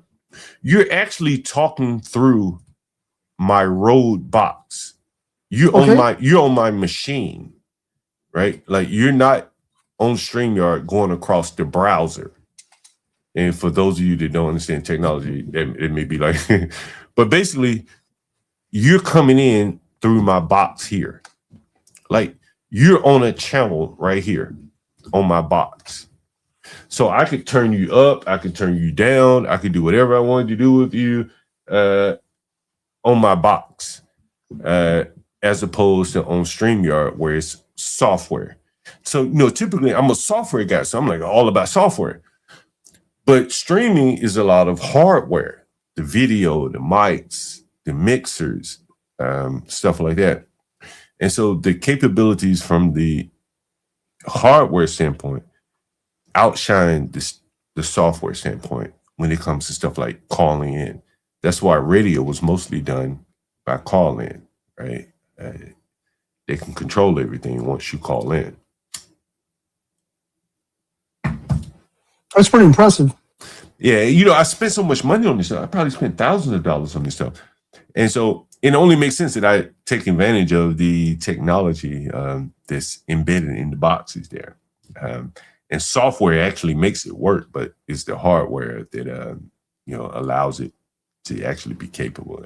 So, hey, Mexican, what do you think about this review? I guess you could say it's a review of CT. I think you can kind of say it's all of Black Boy at this point. But what do you think about that? There's a statement that Jamie Dimon once said that, not all people are equal and you need to treat people that are more important than you differently. And I think that stands true. For this guy to berate a very successful YouTuber, and I mean, I guess hence The Godfather and Don Corleone, people that betrayed him. There's no sense of loyalty or at least if he doesn't care for CT, what benefit is this going to do for this guy's family in his future to berate CT? It just doesn't make any sense. He needs to keep his mouth quiet and go about his business. And not that no one can have freedom of speech, but I just don't understand it. So, for example, he had said some very besmirching things about that small hat guy that's on CT's channel. Gimpy. I forgot his Gimpy. Yeah. Right. You and I both know that group of people are very powerful people. I mean, you might need a real estate lawyer, but if you go around dissing and besmirching every small hat, good luck. I guess this is what I think, John. Having a normal IQ, and I don't know what that is. It gives you a crystal ball in your hand that you can look into the future, right? You may not be able to predict the future, but you're smart enough to know, hey, why would I dog CT out? This is going to hurting CTs like hurting myself. And I heard that from Pimp in America, one of them hoes talking shit about the pimp. And he said, that bitch hurt me, he's hurting herself. So I stole that line. At least I'm giving credit where I stole that line. I should just take one of John Galt's lines and just use it and don't give you credit. But it's all all nuance. I think in fairness to the guy, and Big Dog, you feel free to chime in. What up, Big Dog? I think that people need to be pushed. You understand? And I'm gonna say some things that I probably shouldn't say, but fuck it, I'll say it anyway. I asked CT the other day, I'm like, yo, you got a mixer? Because I wanted to tell him about this Rode call me function that you're calling in on. Right? That you're on right now. Master Kim. And so CT saying, no, I don't have a mixer. And so I couldn't tell him about the feature because it wouldn't make sense. And so this is my attempt to, give him some guidance on to improve his show. Fair enough, right? Right? Would you say that's fair, BD? Absolutely. Right. And so he didn't have a mixer. Now, again, these mixers are expensive, right? This mixer is $500. And I got another one when I go on the street interviews. That was $400. And then I got mics and cameras and shit, right? And that guy is never going to critic. And I use OBS. That guy's never going to criticize me the way he criticized CT. Can't do it. My camera, you know, I don't even know much about cameras and shit like that. But what he's saying about CT, he can't say about me as it relates to the technology aspect, the StreamYard aspect. And I mentioned StreamYard last stream. And I think that these streamers that have been doing it for a while need to push the envelope. What did DJ Wish Doctor say when it came to streaming? It's easy to just go live. They've settled into a comfort zone of doing what's easy. There's no success there. In the easy zone, there's no success. Would you say that's fair, Master Kim? Yeah, that's correct. Now, keep in mind, John, he would then move the goalpost and talk about you wearing like some raggedy camo hat or the clock on your wall isn't correct and that the lighting. So I think that from the technical aspect, that's just one. He would move the goalposts. And what are you talking about? This guy? I don't think so. Listen, let me I was going to do this stream. Let me see if I can find it. Yeah, I just wanted to say real quick, sometimes you don't do stuff. John F. Kennedy once said, sometimes you don't do stuff because it's easy. You do it because it's hard. Right. You know, you And it's got to more push the envelope. gratifying. I mean, you got to push the envelope because if everyone is doing StreamYard, then how can you differentiate yourself? Well, I guess people do the StreamYard because one is free. And who No, don't it's not like free. free, StreamYard right? StreamYard is not free for most people. Most people probably paying something. I mean, you can get it for free, I should say. You can actually do it for free. You don't get all the features that you would get with the advanced StreamYard, of course not. But you can get it for free. And secondly, it's just more accessible. It's very dumbed down for the average streamer. It is very dumbed down. If you watched my stream the other day, I was talking about how dumb StreamYard is. Very dumb. Very, very dumb. Universal Jones, and I'm a software developer, so that's why it appears very dumb to me. And so when I see all these people paying for streaming, I'm like, damn, like no one's gonna like take an interest in trying to have a presentation similar to, you know, what you see on a professional platform. And so I want you to listen to this. Well, it costs money to do that, John. A lot of folks don't have that kind of money like that. No, it doesn't. Listen, look. I've just shown you my OBS screen. I've done many videos from OBS. That shit is free. And then I want you to listen to this. Listen to this, right? Do you get the same bang for your buck from the OBS that you would get from the StreamYard? More bang. You just got to invest a little of your own energy into it. I want you to listen to this. This is available for Mac and PC as well. So it's really nice. It's got that little auto installer there if you'd like to use that. Boom. But I've already got it installed, so I'm sure you guys can get through to that part. Now, once you've got it installed, what can this tool do? Well, first of all, just to give you some ideas, we can trigger scenes. We can monitor a video source. Did you hear that? Did you hear that word? Did you hear that word? Yeah. Did you? What was the word you heard? Monetize? Nope. Listen again. To give you some ideas, we can trigger scenes. Oop. Did you hear that? Trigger. Listen. We can monitor a video source and trigger an action. Trigger. You heard it again. Keep going. To a predetermined video file. We can monitor audio sources and trigger. What? He can do what? He can do what? Trigger.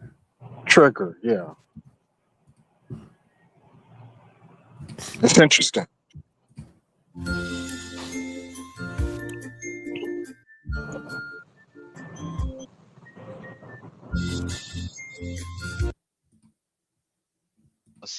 How does a falling dominoes is related to a trigger? Let's act off a trigger. And let me explain each and every. Man, this is what I did for a living. You hear that? You see that? Do you see that on the stream? Well, this is an Indian talking. Maybe we should get a better guy and someone like this who could better explain it. Hey, John, just real quick before you play your video. Yeah. I had came up here for a specific reason. I just wanted to holler at you, just me and you. When I came When I came back from Iraq in 2008, I developed epilepsy. And the epilepsy is what got me to start smoking Mary Jane. And ever since I started smoking the Mary Jane, I haven't had a seizure in 4 years. Right. Yeah. So Man, I had a seizure the other night. So I just wanted to tell you, you know, I sympathize with your situation that just happened to you, because I've been there, done that. I've had that happen to me while I was driving on the highway. You I can't understand what I'm drive saying? anymore. Yeah, I can't even drive anymore. So now I can't either. I can't get a license because of my condition. But I was just coming up here to tell you, if you're gonna do the Mary Jane for it, right? You got to have sativias. You can't do indigos. Now I'm taking the medicine, man. You know, man. That shit was so embarrassing to me. I ain't gonna lie to you. Well, I shouldn't say embarrassing, but it happens. It's life. It's not you know embarrassing. I'm in the bed with my live lady with it every day, so I know. Listen, I'm in the bed with my lady, and I don't even remember it. Like, but you know, all I remember showing up at the hospital, I'm damn near naked, and apparently they came twice for me. So you know, make of that what you will. So the first time they brought me back, they took me to the hospital and brought me back. Then I guess they decided to keep me because I kept having seizures and I fell out of the bed and bloodied my nose. Right. That's when they said, you know, we got to keep him and stuff like that. So, no, I was just saying, if that's the route you want to go, because that's the route I go. I used to do Paxil for my epilepsy, right? They got me on Keppra or some shit. Yeah, but the Paxil, it slowed it down, but it didn't completely stop it. You understand what I'm saying? I wanted to completely stop it so I could work and, you know, be normal. You understand what I'm saying? So I learned about the sativia strands of the Mary Jane or whatever. And ever since I started smoking just sativa, I haven't had a seizure in 4 years. So I just thought I would share that with you. Yeah, you know what I'm saying? Maybe it will help you out like it helped me out. Because when I got back from Iraq, I was fucked up, bro. That shaking shit every 3 to 4 months, you know, you don't even know when that shit gonna happen. It just happens. It can happen in your sleep. Like I said, it happened to me. I'm on the highway driving. I just all of a sudden just start shaking. You know what I'm saying? That shit had me in such deep sleep. The shit they had me in, I'd be in such deep sleep. I actually don't like it. I really have nightmares than being such a comatose like sleep, to be honest with you. But that's just me. But let me share this with you. Okay, I'm sorry. I didn't mean to interrupt your thing. I just wanted to share that. No, you didn't interrupt, man. You know, this is a free-flowing show. So again, you heard the guy talk about triggers in the auto scene switching, and I could show you the auto scene switching here if I wanted to. I've already set it up. You've seen me in OBS. I've already installed so many plugins that you've seen that you probably didn't even notice. One of the plugins that I've used for a long time now is this one right here. You probably didn't even notice, but it's the Move plugin, and you'll see a video of that, the Move plugin. If you're brand new to OBS, your transition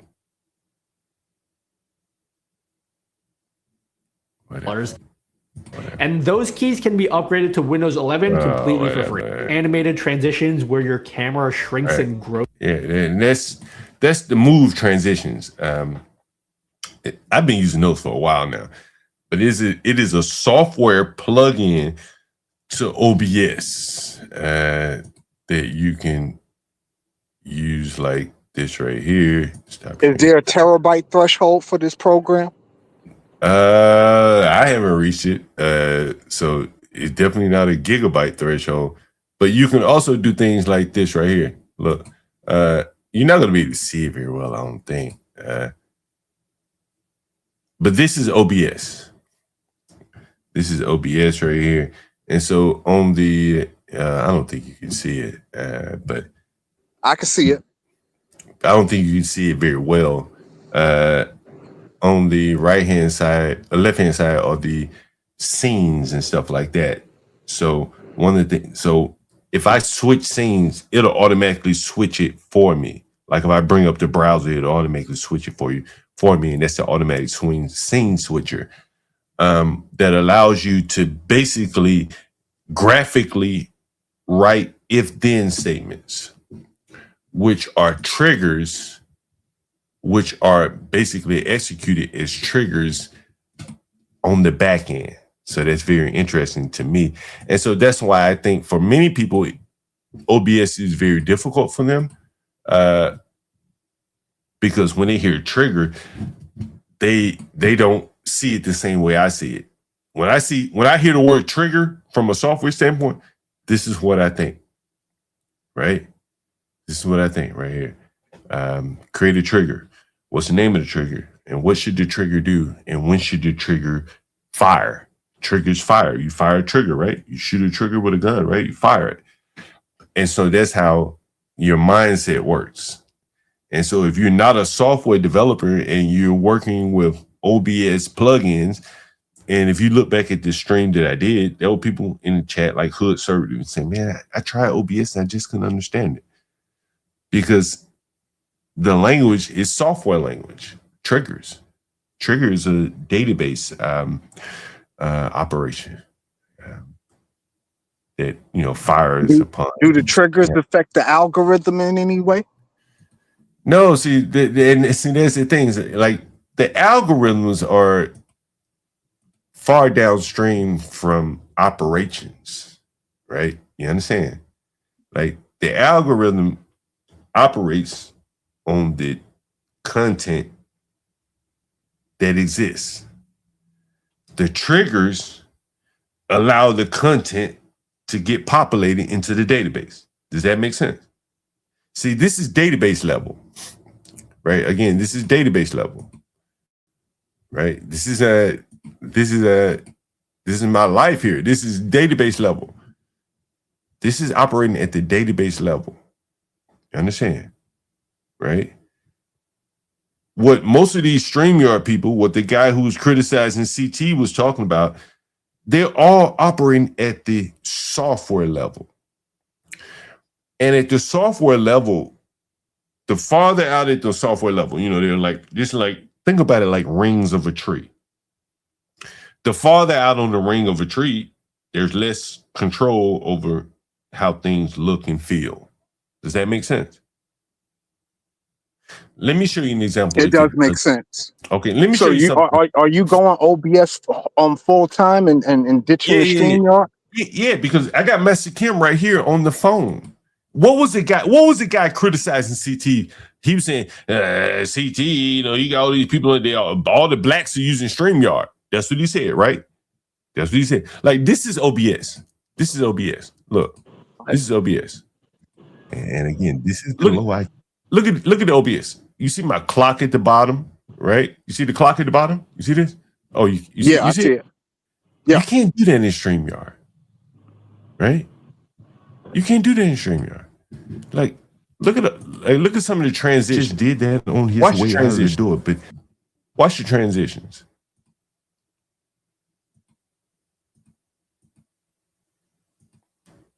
You can't do this on StreamYard.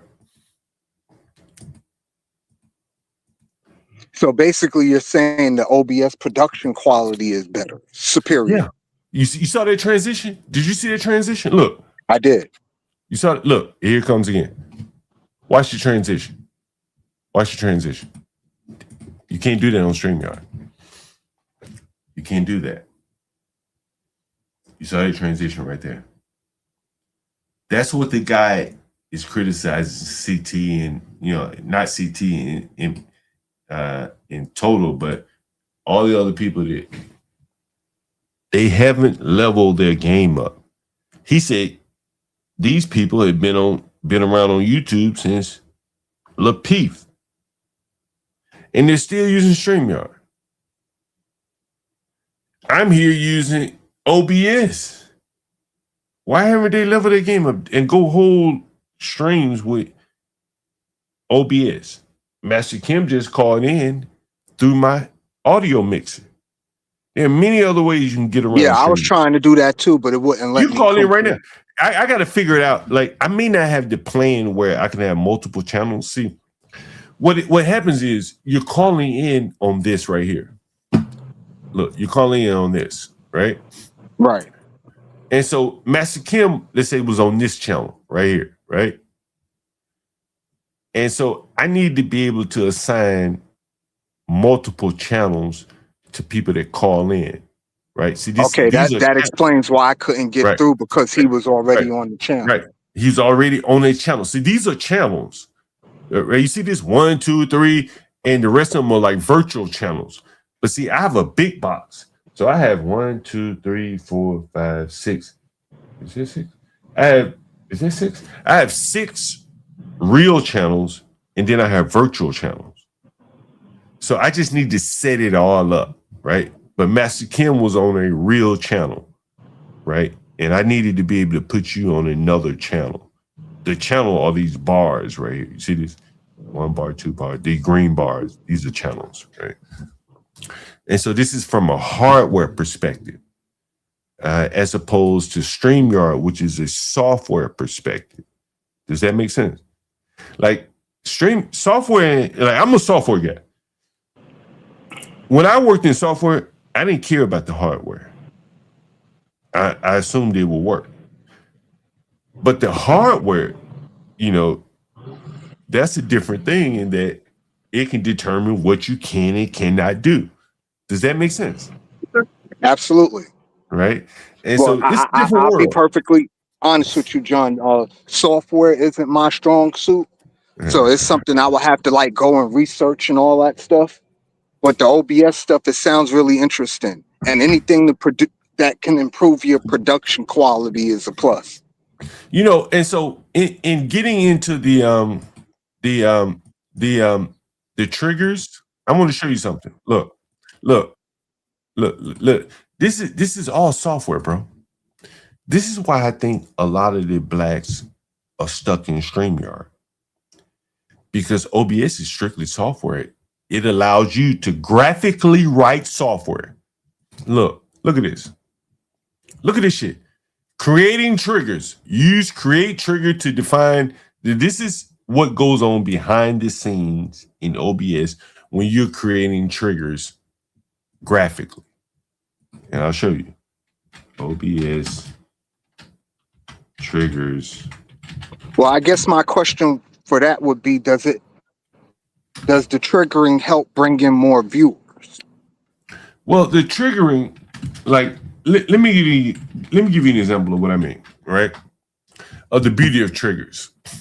Let's say I start a stream and I say, okay, you know, you see the starting soon scene, right?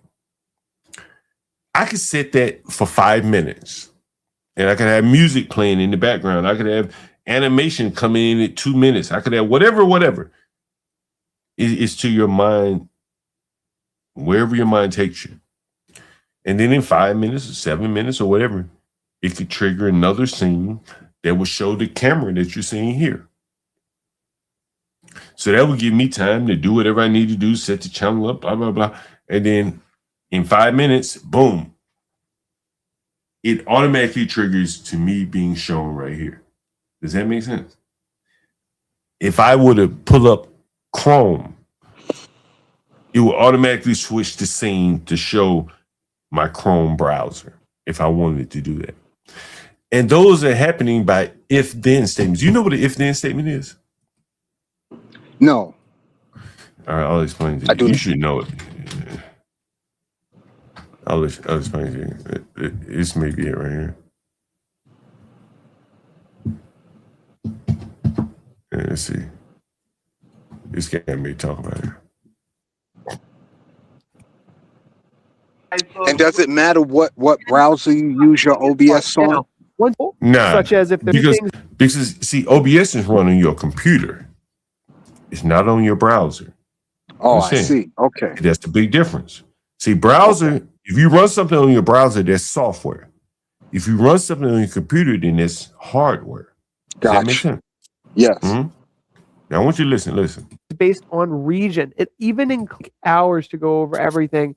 Switch. Maybe they can't be there for some reason. We'll go to a full screen of our webcam, and the whole application needs to be started, or else nothing. Look, this countdown timer, which is available in our online course, to a full So many awesome options. Look, oh, there it is right there. Look. Here it is. Again, just make sure it's off, or you may be surprised. Why is this happening? Why is that happening? If you don't need it. So just hit start if you definitely need to use some of this stuff. So many awesome of functionality. Oh shit, I missed it. There it is right there. Options in. Look, damn. Here it is right here. Surprised. Why is this happening? Why is that happening? If you don't need it. So just hit start if you definitely need to use some of this stuff. You see this right here? Yeah. I'll zoom in. You see where it says, damn, am I not sharing the screen? No, you're not sharing the screen. You gotta put it shit. back. My bad. Oh, damn. All right, here it is right here. Damn, thought I had it up. Okay.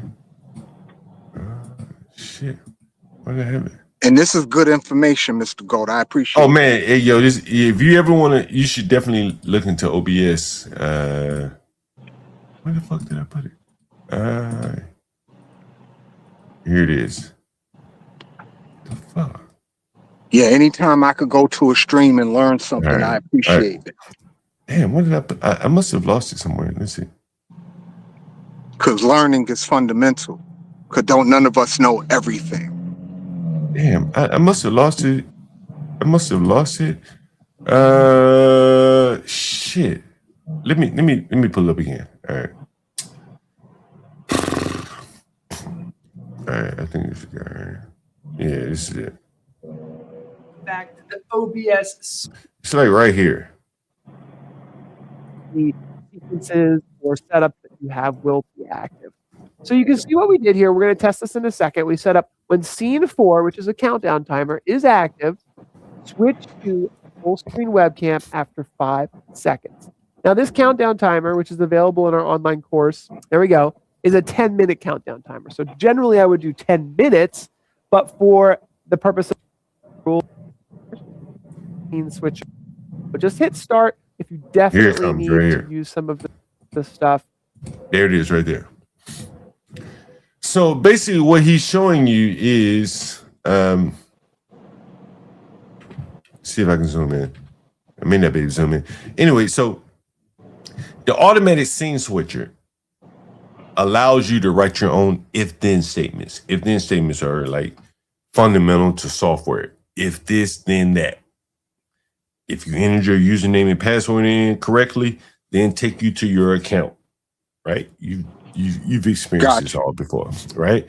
And so what you're seeing here is, and you may not be able to see it, this is most important. If scene name, blah, blah, blah, this is your if-then statement right here. So it's tantamount to pretty much writing your own cause and effect, right? If I do own, this, then it's tantamount to writing your own if-then statement, right? And I'll show you an if-then statement. I'll show you an if-then statement. You see this, it's in everything, but we'll look at one in C#. These statements are in every programming language. SQL, which is database level. And you see this if statements are used to execute a block of code only if a specified Boolean, and you heard the guy mention some Booleans you may not know. A Boolean is, you know what a Boolean is, by the way?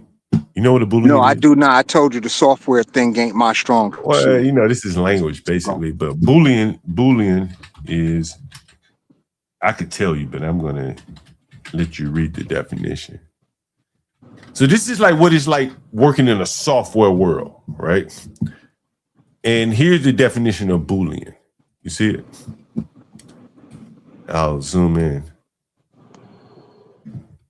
Boolean, okay.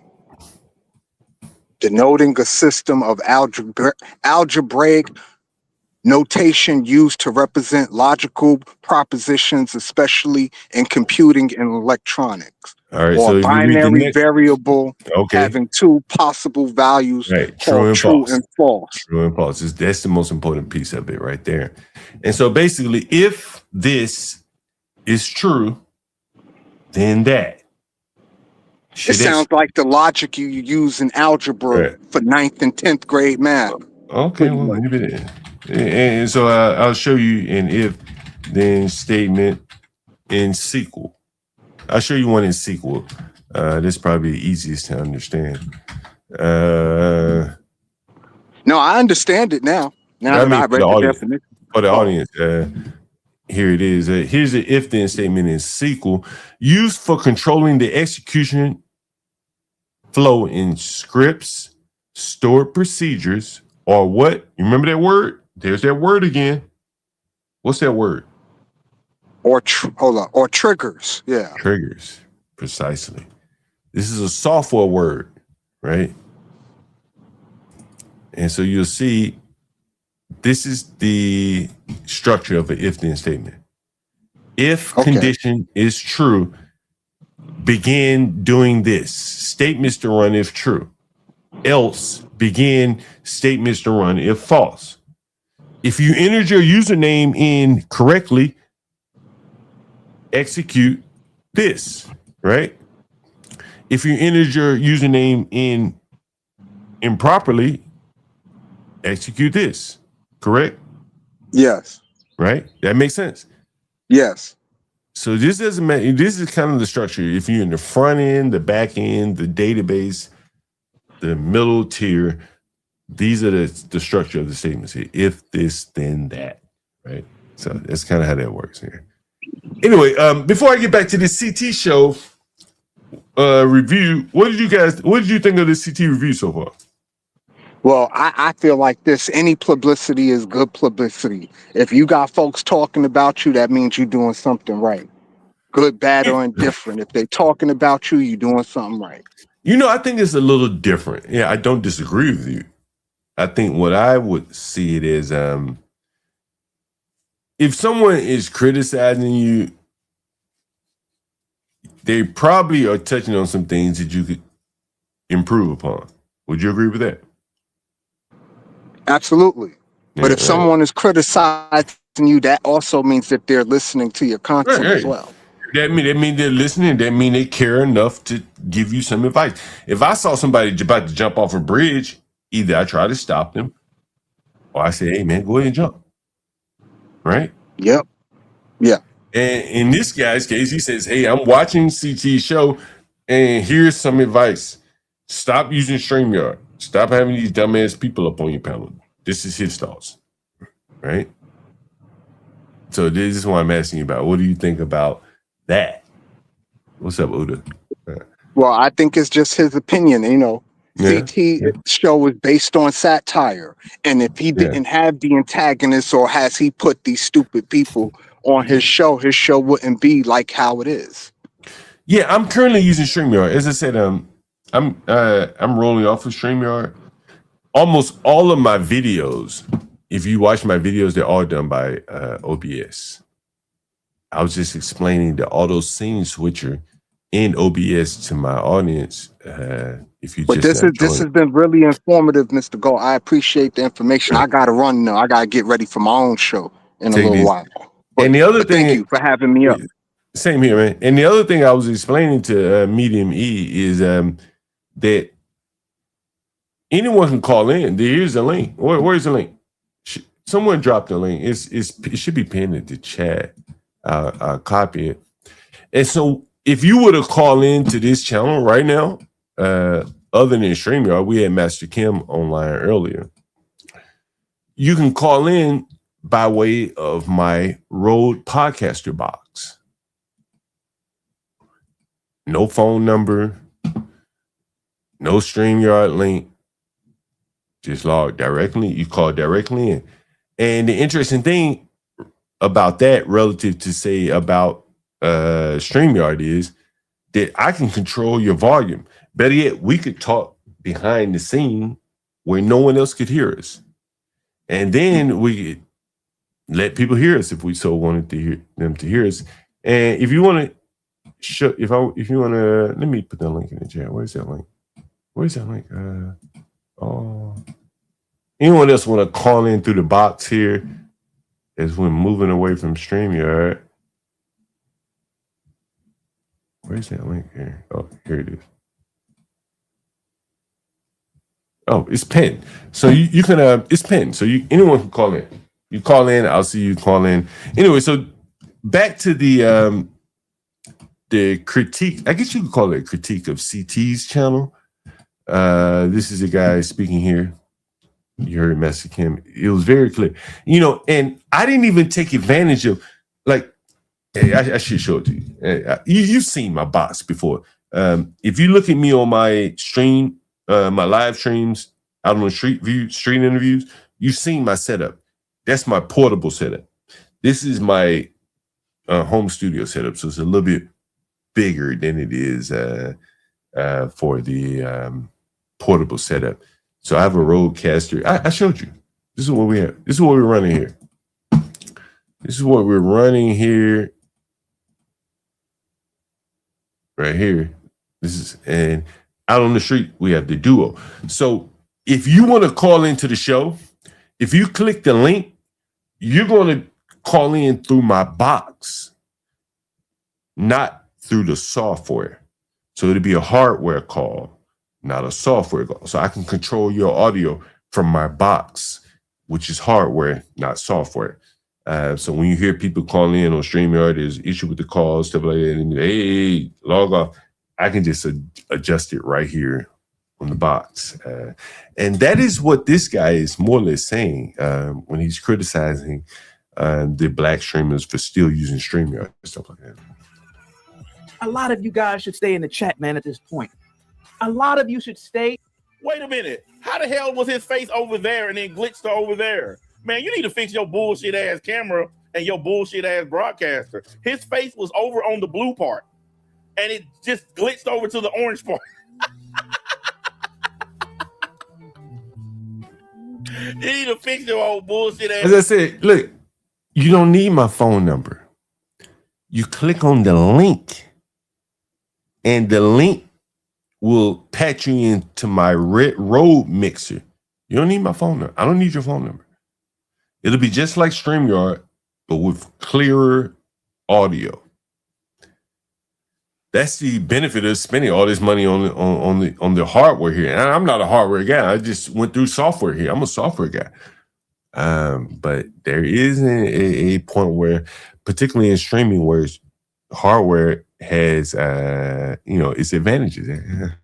Ass camera, man.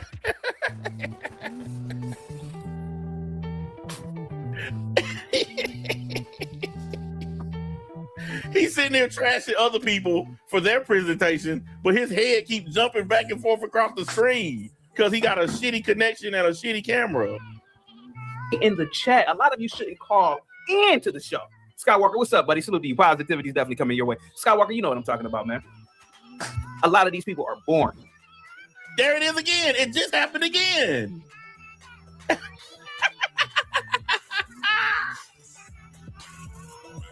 They need to fix that bullshit.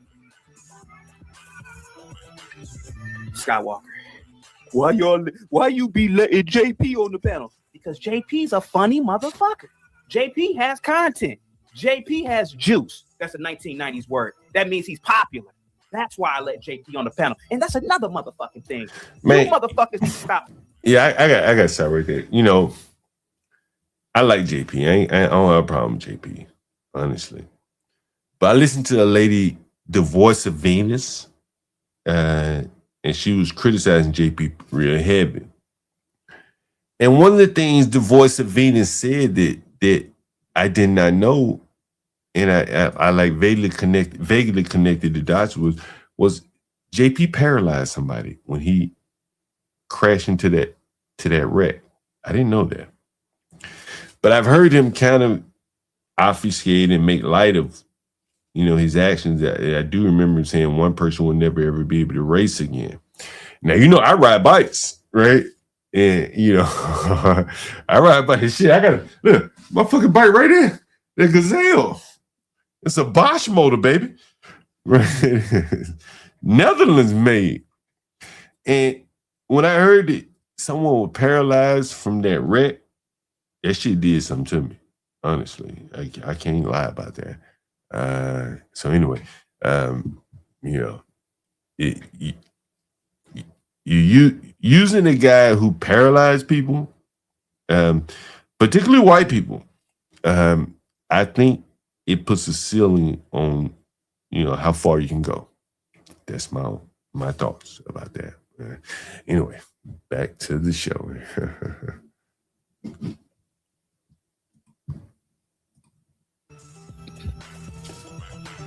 I'm gonna call it out.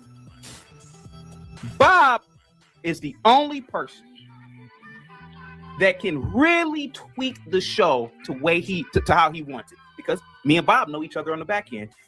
Bob has done things for the channel that a lot of you don't even know. I know about this Bob dude. I encountered this motherfucker. Yo, you can still call in. Anyone want to call in? You call right in through the box. If you have a problem with it, let me know. But yeah, you can call in right through the box. The call in, the road, call me, get cracked, put it in the chat again. When I went on his panel, this Bob dude has given him a shit ton of money. This dude has paid Truth a lot of money. Basically, he has immunity on the channel. I was on a panel with this Bob dude that came on. It's a black dude. This dude has immunity. He can say and do whatever he want on Truth Channel because he done paid up. He done paid in advance. I can understand if Bob, hey man, why don't you do this? Oh, okay. But you motherfuckers, you need to stop emailing me and talking to me in the chat, telling me how the fuck to run the show. You are not funnier than JP. You are not talented. You are not wittier. This dude don't understand. Funny is objective and subjective. Like, what you consider funny, I might not find funny. I like dark humor. I laugh at somebody getting hit by a bus. There are a bunch of people that wouldn't laugh at that. But to me, it's funny. That don't mean it's funny to everybody else. Him sitting up here telling us that he's funny and his other guy's funny. I'm sorry, dude, but that's subjective. That's your identification of funny. That's what you think is funny. But the people in the chat watching, the ones that's giving you donations, they don't think it's funny. And they the ones that matter because they the ones that give you your views. If the people watching don't like it, but you riding with the people on your panel, no wonder your channel ain't growing. You don't have the life's experience. What's up, Crack?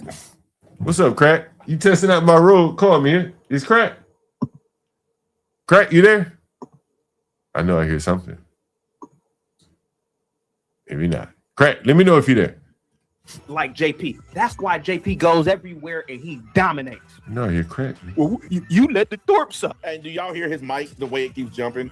Because he gets close to it, then he gets back away from it, then he gets close to it again. This dude has no stage presence whatsoever. He needs to get a different type of mic if he's going to do that. Because his mic is really shitty. He's got one of these old style fucking mics so he can try to look like one of the old Walter Cronkite reporters from back in the days. But it really sounds really bad. And that's just an observation. Yeah, let the Thorpes up. Because the Thorpes have great cameras. They're well groomed. That little incestuous shit, it's just a fucking storyline for me, as far as I know. It's entertainment. It's entertainment.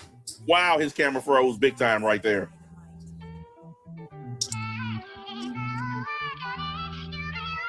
Wow. Get the goddamn lights up. What's up, Tarusa? Look, I call in to embarrass myself, everyone around me. Thank you so much, Tarusa.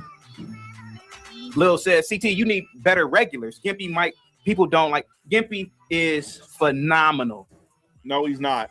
That Gimpy dude is. I don't think he's jealous of CT. Oh, we got Crack. Yo, Crack. I hear you, Crack. What's up? Maybe this road call me and is what we thought it was. I can hear you in the background, Crack. Say something.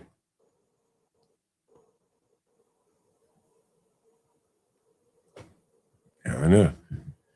Let me know when you let's see. Crack, I hear you in the background though.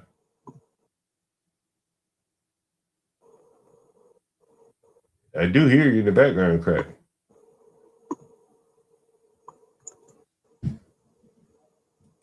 Yeah, Crack.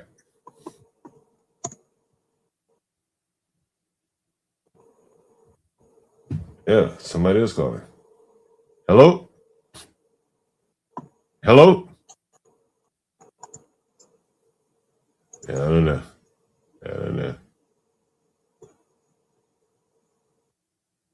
We disconnect that person. Anyone else want to call in? Same code. Let's see, he's jealous. I don't think he's jealous of CT. I think it's a critique of CT. Maybe it's a little bit harsher than it should be. Someone says I think Bob ruined CT's channel. Yeah, I don't know. I will say this.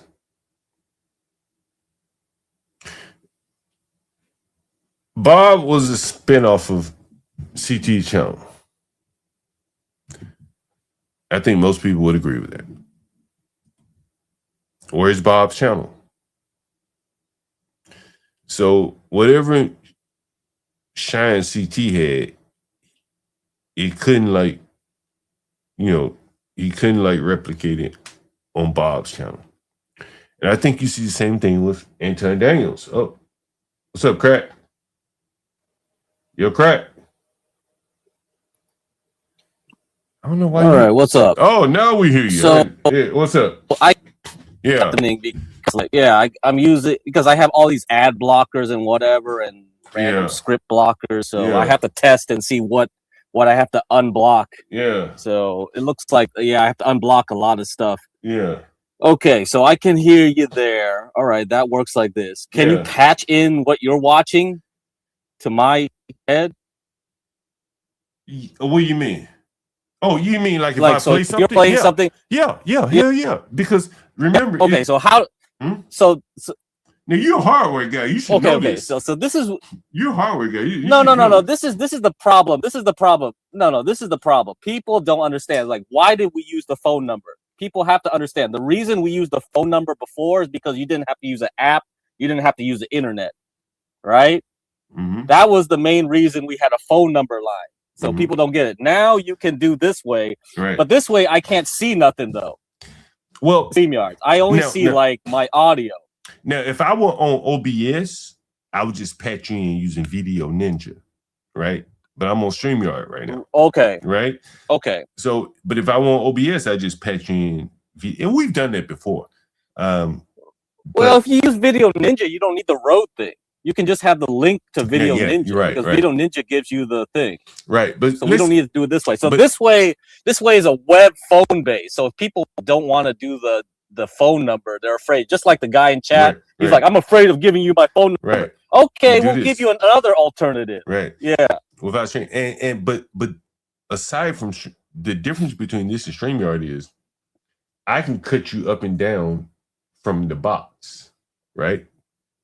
From my roadcaster, from the hardware, not the software. See, on StreamYard, I'd have to cut you down by going into the settings on StreamYard, right? That's software. That's on the web. That's on the front end. But with this, you're patched in through my box. You're a channel on my roadcaster. So the other way you had the phone connector box. I had to go through your phone. The phone goes to your box, right? That was how we did it before. That was through Bluetooth. That was through Bluetooth. If you call me through Bluetooth, like if I make a call right now, I could call someone on Bluetooth right now. They would be on another channel, right? That would be another channel. What's connected to the Bluetooth? It was just a phone, right? It was just the phone is on Bluetooth. Was that it? Right. The phone is on Bluetooth. So the phone is on channel 4. You're on channel like 6, right? Does that make sense? Now, here's the beauty of this all. When we go to the roadcaster, right? When we go to OBS, I'll get a recording of each channel. Does that make sense?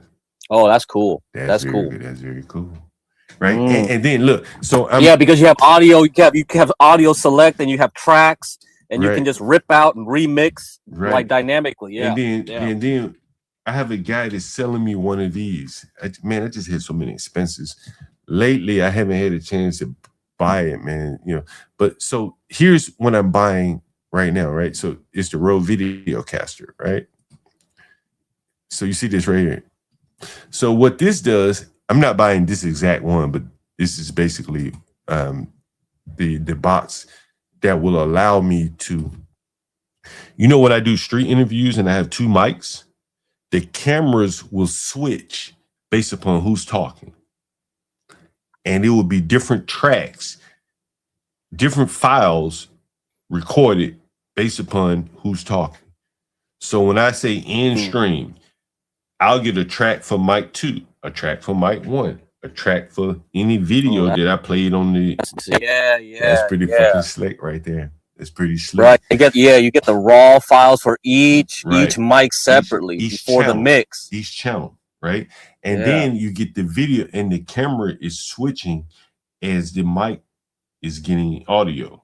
That's even slicker right there. That's very slick. Man, that helps editing a lot, dude. Like a motherfucker. Holy shit. Like a motherfucker right there. Dang. And this, like, I should probably learn some editing, man. I think it's useful. This is what, like, at the core of what you're seeing here. Like, bro, like, look at Crack.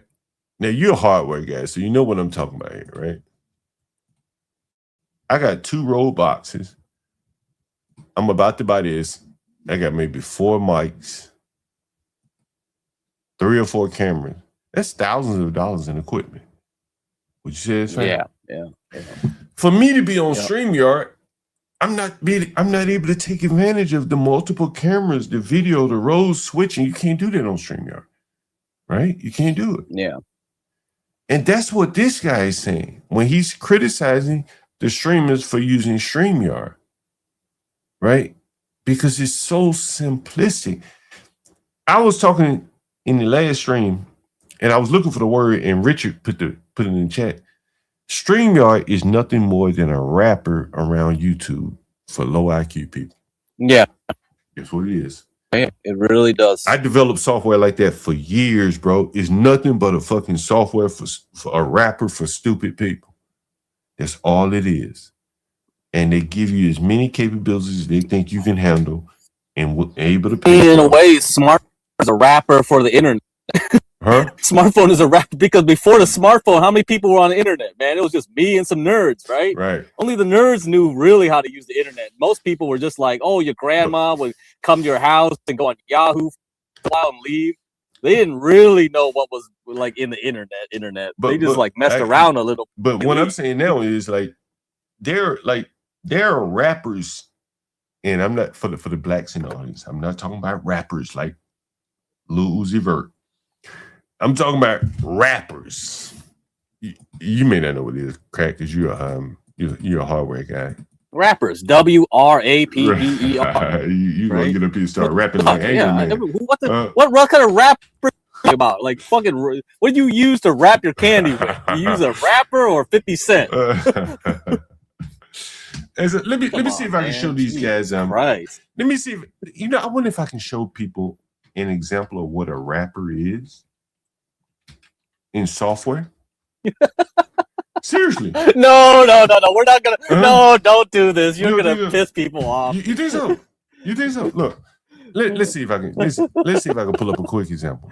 Man, because I've written so many rappers, right? Because it's for stupid people. I mean, not for stupid people. I shouldn't say it like that, but it is for like if you can't figure out how to go live on YouTube, StreamYard is the rapper for you. Is that fair? Correct? Yeah. If you can't use OBS, if you're not smart enough to use OBS and create your own scenes and add plugins for the mood transition and your camera and your clock. Like when people see the videos that I create and it's the little clock down at the bottom, that's a plugin. That's a software plugin. Mm-hmm. You can't do that in StreamYard. You understand that, right? You can't have the move transitions in StreamYard. StreamYard doesn't allow that. Mm-hmm. Yeah, that's right. Right. That's really right. Yeah, that's right. And so in software, a rapper typically refers to a class that encapsulates. Oh shit, Crack! I'm fucking talking to a low IQ audience. That's why I don't bother. It's a waste of time, man. Craig, do you know what encapsulates means? Yeah. Encapsulate. Like an enum. You know enum and C? Yeah, you could use that. So basically, encapsulate mean basically is it. How should I say this?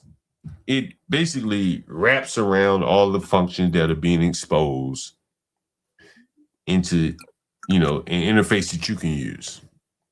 It encapsulates an existing API library or complex system, to provide a simplified, that's the word right there, Craig. Is that not the word? Is that not the word, Craig? Is that not the word for StreamYard right there? Simplified. Yeah, simplify. Yep. That is simplify. That's StreamYard. It's because you don't need the full features, right? I just take what was necessary. What you need is panels. You need to have a few transitions that are basic.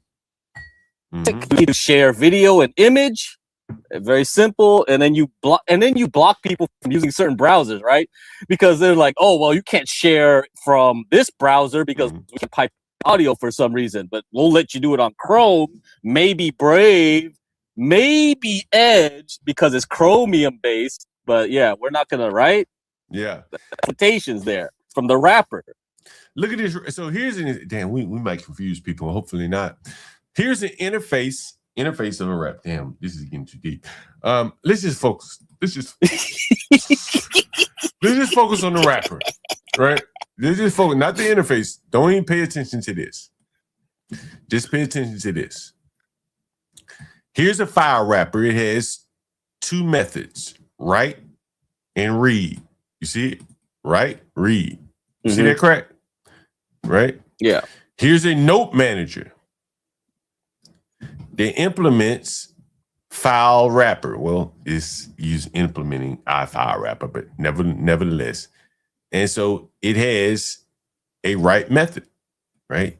And that write method is calling this write method because it's wrapping this class by way of this interface, right? See, read-only interface, iFile wrapper, right? iFile wrapper being here.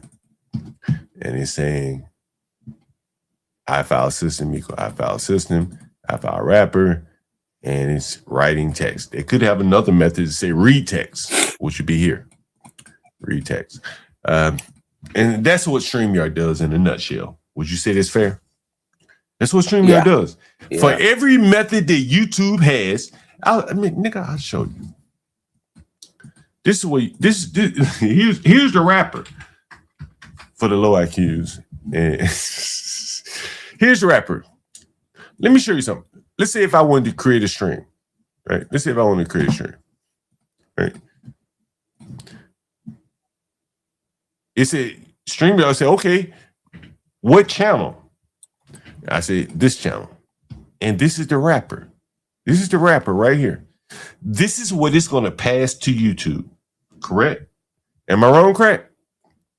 This is what it's going to say. You're going to say, hey, YouTube, that's right. We got a low IQ streamer that don't know how to create a stream, and here's the title and description and everything that he's come up with in his low IQ brain. Create a stream for him. That's what StreamYard does for you. Correct? Yeah. That's the benefit. That's the benefit, right? That's what people but you know what the drawback is? You know what the drawback is? I can't set my ads or whatever. They only recently added that. It's like, can I make this stream have ads come through or not? Oh, now they exposed that part of the wrapper before they hid it. And then the other one was like, how do I raid? So I have to wait for some StreamYard programmer to be like, oh, uncheck this box so I can have a raid. On which streamer do I raid? In reality, that's not there yet. Wait a minute, hold on. In reality, YouTube may not have exposed those features yet. That's true too. Yeah, the API not up there. Yeah. YouTube, because hey, that's true too. StreamYard, before we expose those features, give us money. Correct? Right. And then StreamYard charges us money down the line. Damn. I am that nigga. I am that software nigga.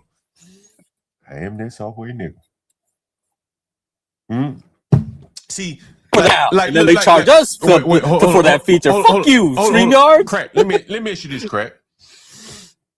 You see all these properties that are being exposed by YouTube. These are all properties being exposed by YouTube, correct?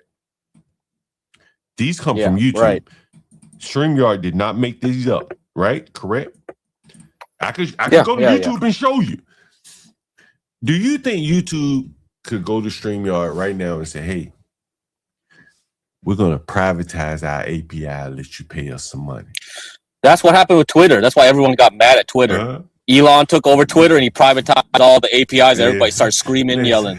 That's it. Over. That's correct. They got free. Right. They got free shit off of Twitter with those APIs. You could grab all the data you want.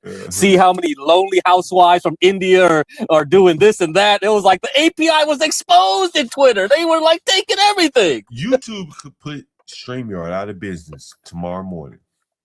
Yep.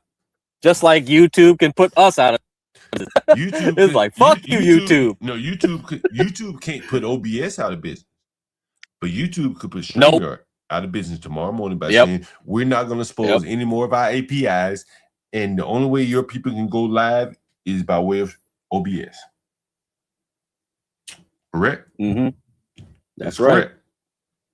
And the people that are having trouble with OBS, I mean, with StreamYard, there's no way they'll figure out OBS. Would you say that's fair? Yeah. Try with multiple people. We tried with Ruby. We tried with other. Yeah, it's hard. And so without multiple people, then you got to go it alone. How many of these streamers you think could go it alone and do 2 or 3 hours? How many of these streamers got the investment in the boxes where, okay, there's no StreamYard. Can you take phone calls from your hardware? Like you're on the hardware right now. You're not on StreamYard, correct? You're not on StreamYard, right? You're not up here anywhere, right? Crack. Did I lose Crack? No, I'm busy. I found the stream where we were testing Video Ninja.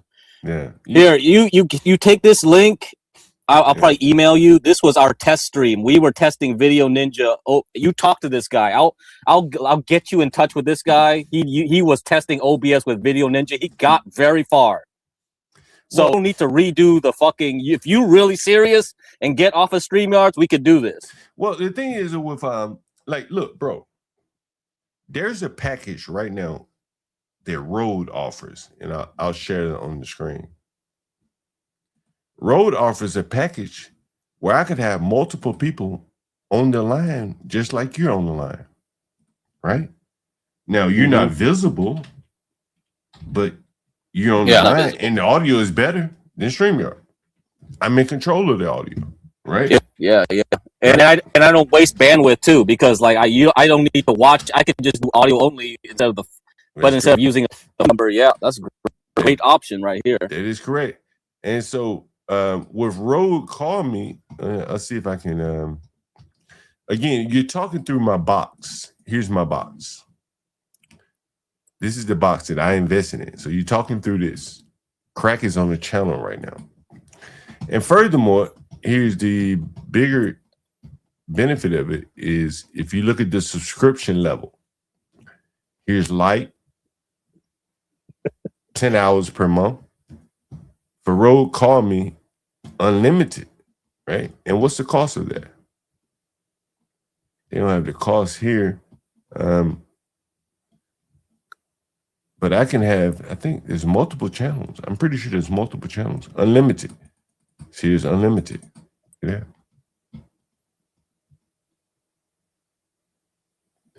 So anyway, this is how I set it up on the on my box here. Let's see, where's the pricing plan? Oh, here's subscription here. Terry says like Video Ninja is Ninja is black now. Did you not learn from Dead Man's channel last night? We say Ninja in the YouTube. You know the thing with Video Ninja is they have to have a separate component for audio and video. So they have the Electron. I looked into that. They have the Electron for the video. And for the audio, Video Ninja works well. But that's the drawback of Video Ninja. Let's see if I can pull that up.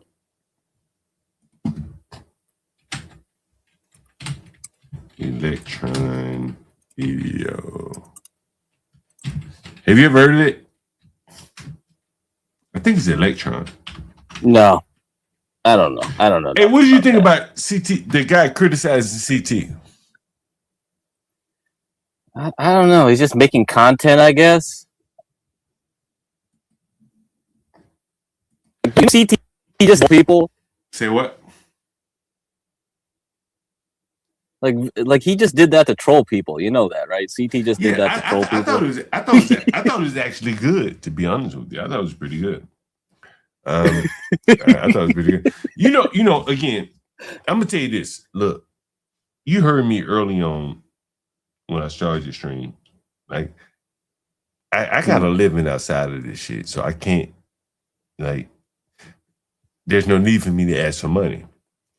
But above and beyond that, I got women, and my women, they have a. You've heard my lovely lady Lisa on the stream where she be like, I got to evict this nigga, and she be like, I don't want to hear that shit. Right? Have you heard that crack? Huh? Yeah. You heard that? Has anyone heard that? Anyone? Yeah. I heard it. What other people in the audience? Yeah, people in the audience heard that. And in my real life crack, like, you know, as I said, I was talking to my lovely lady Lisa. I should call her. Should I call her? I want to hear her opinion about Amanda Seals begging for money. What you think about that? This is the beauty of this shit. See, now this is another channel, crack. Oh, wait a minute. Hold on. Oh, you opening up another channel, huh? All right, Another there you go. channel, crack. See, this is the beauty of it. You open up a socket. That's how you see it, crack. Yeah, that's a socket. That's basically what they are. Yeah. Everything. Every connection you make off of your little device. Socket. At the tone, please Oh, she didn't answer. Damn. That's how I like her not to answer. Let's see. Because I did want to get her response on the Amanda Seals. That was very interesting. Did you hear what I said she said about Amanda Seals? No. Who's Amanda Seals anyway? Amanda Seals is a black woman. She was on a couple TV shows. Oh my God. Here we go. It's a Ray and all that. And so I asked Lisa, I said, Lisa, you heard Amanda Seals begging for money. Did you send her any money? She said, nope. Lisa, I got my own bills. And she said it kind of turned her off to hear Amanda Seals begging for money. Your call has been forwarded to voicemail. She won't answer the phone. I know she's going to answer the phone. But I call her ass three times. Triple witching hours. Yeah. You know what triple witching is, don't you, crack? Yeah, third month of the third week of the third month. Options expiration. Yeah. We just talking quarterly options expiration. Crack, you know we're talking all over these people's heads and shit. Doesn't matter. I did about my show, Triple Witching and all that shit. To learn whatever shit, man. Your call has been forwarded. You know, Craig, I want to talk to you a little bit about AI before we get back to CT. Oh, shit. You know, one of the things about AI, you ever worked with a business analyst before? Nope. You know what a business analyst is, though, right? Business analyst. It's a makeup job. Is it a make work job? No, this shit ain't make work. This shit ain't make work. Trust me. And I think man, I'm a engineer. I just keep my head down and just make my designs. I don't know nothing about your business. I think in the AI world, the business analyst is going to be probably the most important position. Honestly, just my thoughts. You know what they analyze? Like, why you need to like analyze a business for? Like, what is that? In my software world, what is that? To give recommendations for investment purposes? Someone analyzes a business and tells Buffett, like, "Yo, this is a good business." Is that what a analyst does? What in is my it? software world, I used Consulting? to work at this company called Access Point. I'll pull it up. I wonder if they're still in business, Access Point. And I used to work with this girl, this lady. She was a business analyst. Access Point. It's the company I used to work with. Oh, they're still in business. All right, okay, cool. All right. Niggas know I ain't lying, huh? Access Point. So I used to work for this company, and they had a very good business analyst. And one of the few companies I worked with that had a very good business analyst. And so she would basically transcribe what the customer wanted to me. You get it? Right? Transcribe. Or she would tell me what the customer wanted. Right? Does that make sense? Right? Hey. So the customer doesn't directly tell you? All right. No. Hell no. Listen, I'm not talking to the customers. I'm a software developer. I do. Well, you're a hardware guy, but you're a I was hardware an engineer. Yeah, they do. They come to me directly. Yeah, they cuz I don't know layer between me and the customer. But I'm back in. It's engineering. But I'm back there in the cubicle, right? And they say I'm back there in the cubicle too. But they say, hey, we want the banner to look like this right here. We wanted to have a gradient of New York City sky rises. The banner should be whatever the measurement is with a little star and this and that. And the hyperlinks should say this and that. And they should click. When you click on them, they should go this and that. When you even browse over them, you know what they call that? Mouse over. Look, you see this mouse over? Yeah. Look, mouse over. Yeah, Look, you see shit happens, right? Shit happens, right? And when I browse away from them, shit happens. The mouse goes away. The drop down goes away, right? Here's the drop down. And when I browse away, the drop down, that shit don't happen by happenstance. Correct? That's not by happenstance. Yeah. I mean, we went over that in about 2-3 streams ago, I think. We were like, what's abstract coding stream? Shenard came up. And so the business go to the coding stream, guys. And so the business analyst is the one that would come to me and say, Mr. John Galt, when they mouse over this, nothing happens other than this little bar. But when they mouse over this, a drop down should occur. But what if I'm in Spanish, crack? Like, let me see if I can see it. I wonder if there's a in Espanol. Let's see. Lane, just change the font, right? What was it? Lane equal ES. I wonder if they have a Spanish. Let's see. Oh man, you're just gonna directly put it in the URL. Lane equals ES. Let's see. You know what? I bet they got. Look, I bet they got something like this. If this site is developed in HP lane equals ES. Let's see, lane equal ES. Now you look now to the low IQ, the uninitiated, what I just did was I just changed the query string. Damn, they can't see that. The query string is, you know what a query string is, correct? Yeah, I know. So TTP too. The query string is basically it would be something like this. I'm gonna put it in the chat. Right? So this is the query string. Everything after .com is the query string. Correct? I mean, you could say this is, in this case, this is the ID for the stream. Someone says, what the fuck would I buy views for? Great. Why would I buy views? Any idea why the hell would I buy views?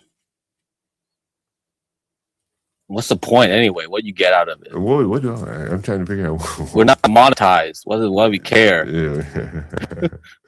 I don't know. What would I get out of it? But, whatever. That's another thing, Craig. For the people that buy views, I don't know if they do or they don't. But I will address the people that do the chat, they do the shorts thing. Like I heard Anger Man say, I should be a multi-millionaire. You know how many times I've been viral off my shorts? but the shorts are not pertinent to the content that he puts out on a daily basis. Does that make sense? Yeah. It would be the equivalent of if he put out a short, let's just go wild for a minute. Let's say he put out a porno short. And if YouTube allowed that and he went viral for that, would the people that subscribe to him for the porno short tune in to hear his politics? Maybe, maybe not. Right?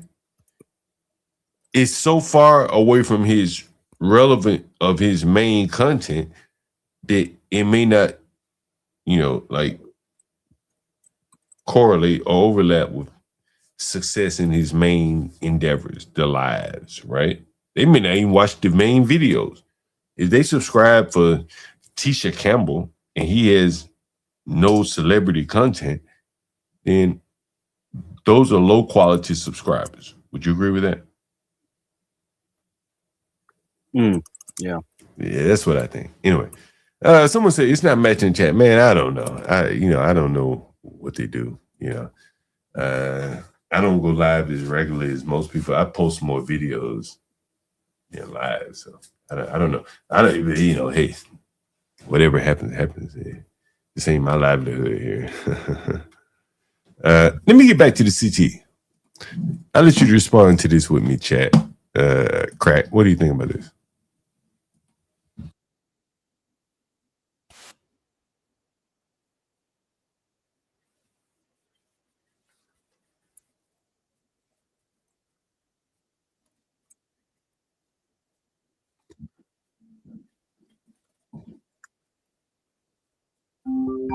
Oh shit. Oh shit. Hold on now, hold on. My lovely lady Lisa. My lovely lady Lisa. Hey, you on my stream, and I remember something you said about Amanda Seals. We were riding, I was talking to you somewhere, and you said something about Amanda Seals. Can y'all hear my lovely lady Lisa, by the way? Say something, Lisa. Yeah, I can hear. Okay, you can hear it. Everyone else can hear it. Do you I don't remember what I said. You said Amanda Seals was begging online. You felt like she was begging. I felt like she was begging. I didn't. You said she felt like she was begging. Yeah. Did you donate any money to her when she was begging? No. Why not? But I'm sure people did. But I'm asking you. I'm not asking about anybody else. I'm asking about you. I don't donate money to anyone online. It doesn't even cross my mind to do it. So this one. But you listen to her on a regular basis, correct? No, not anymore. But not anymore. But you used to listen to her on a regular basis. Mm-hmm. And you didn't for like 2 weeks. Only 2 weeks. Okay. But it used to talk about it. I didn't listen to it. I used to talk about it, yeah, but I didn't listen to it on a regular basis. And when she went on this begging stream, it did not trigger you to give her any money. No, you can't go back there. No, but I don't. Like I said, I don't normally donate money anyway. Why not? But I probably. I don't you know. got bills. You got bills, I guess, right?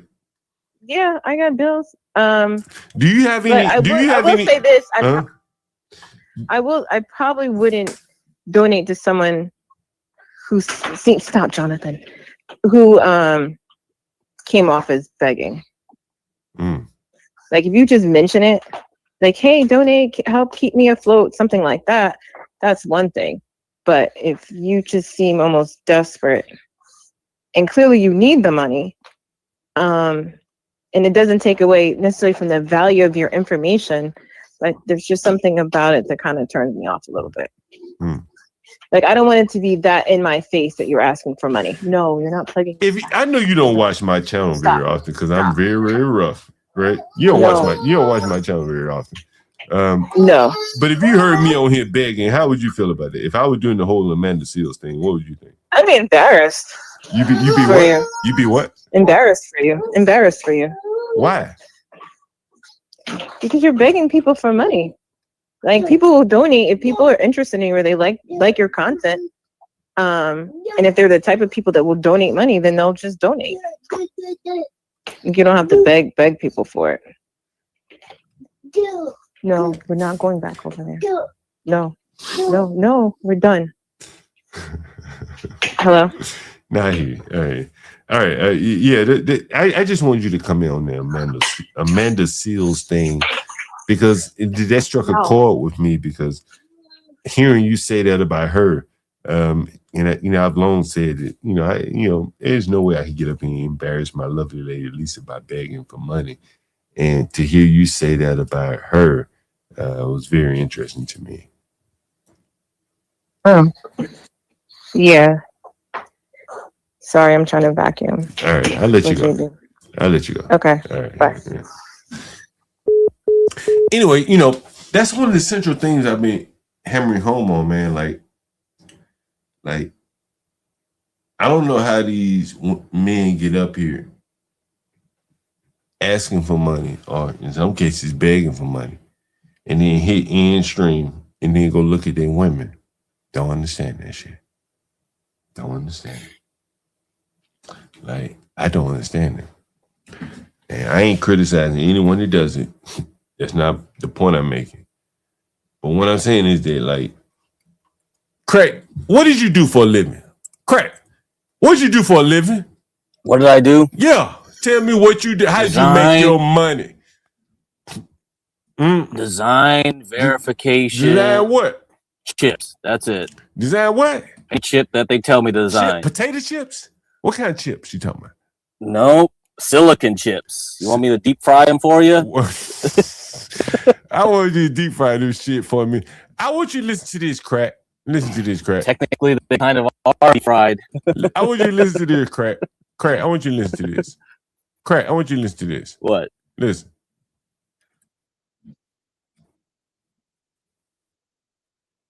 Listen.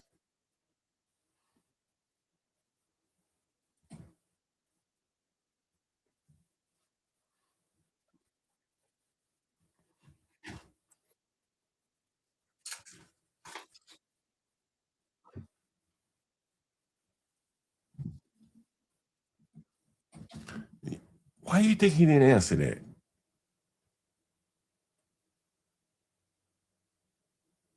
I don't know. What? Embarrassment? What would he be embarrassed by? Listen.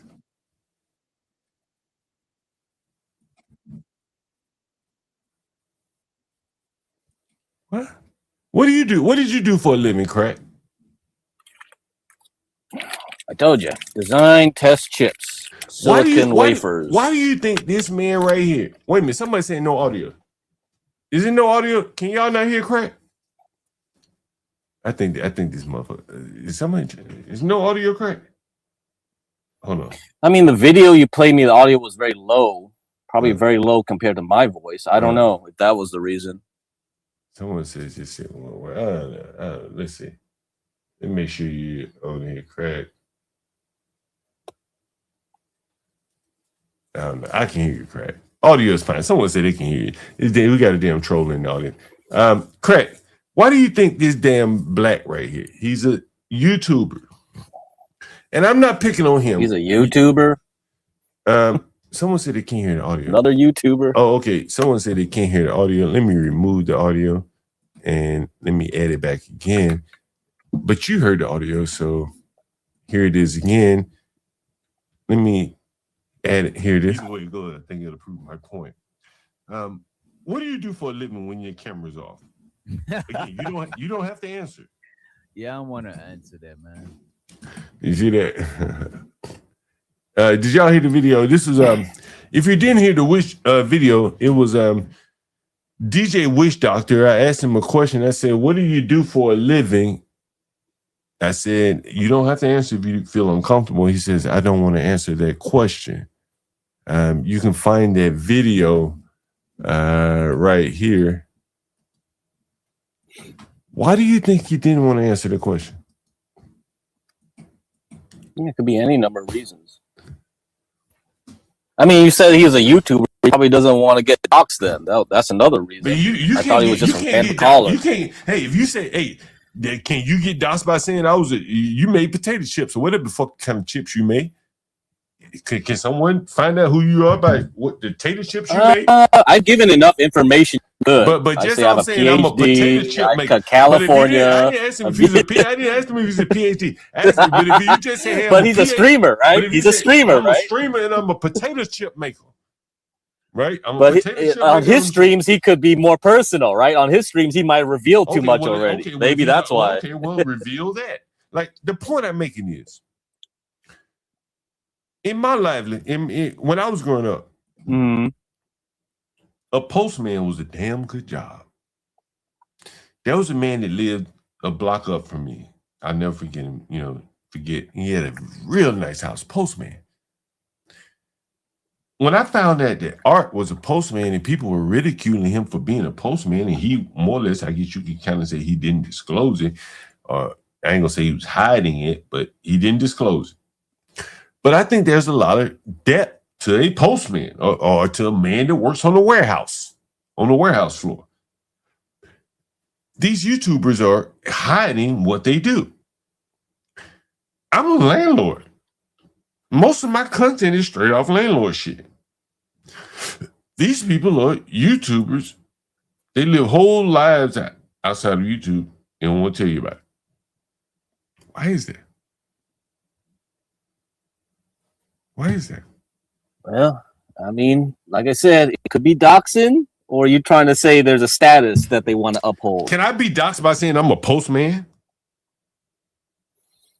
Probably easier than most jobs. Yeah, we know what county he comes from. Los County, Long Beach. We know he comes from Long Beach. I think we could figure it out. Yeah. Someone said you make rice chips. Correct. Rice chips. But if you I hate rice chips. But come on. Hey, Craig, where you say you from? You say you from Vietnam? Where you from, Craig? No, I was born here. No, I mean you're you know what I mean. You're yeah, ethnicity. Yeah. You know yeah, did we have a Vietnam girl on the channel the other day? Is that a little Vietnam girl? She's from California. Oh, Craig. That's it. Oh, Craig. You didn't see the street interviews we had with the little Vietnam? No. Craig, we had some University of California girls on the stream.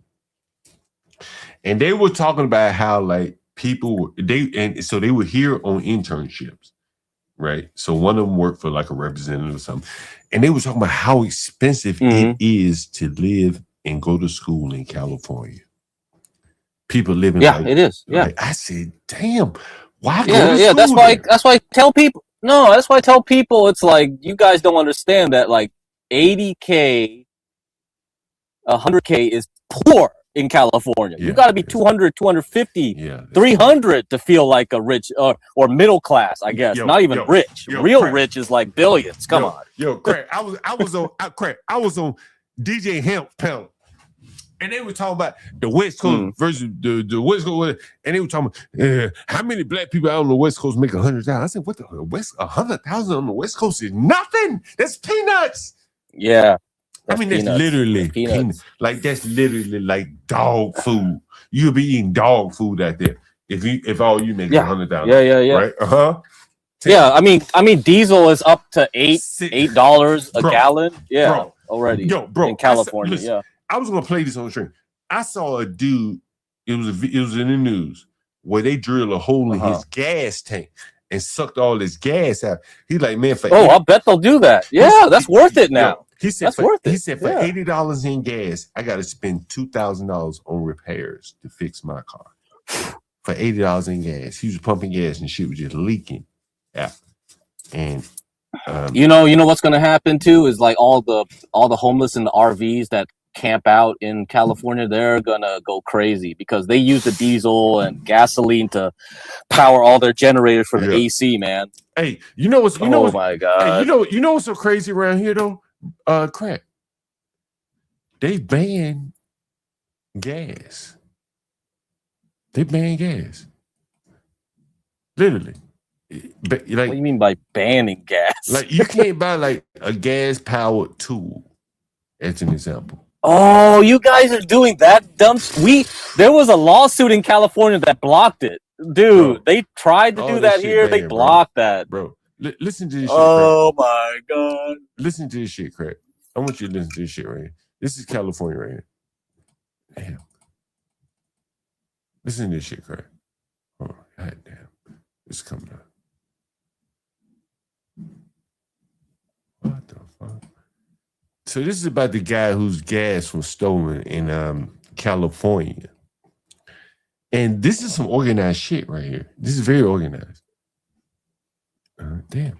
Is it going to come up? Oh, here it is. Here's shit.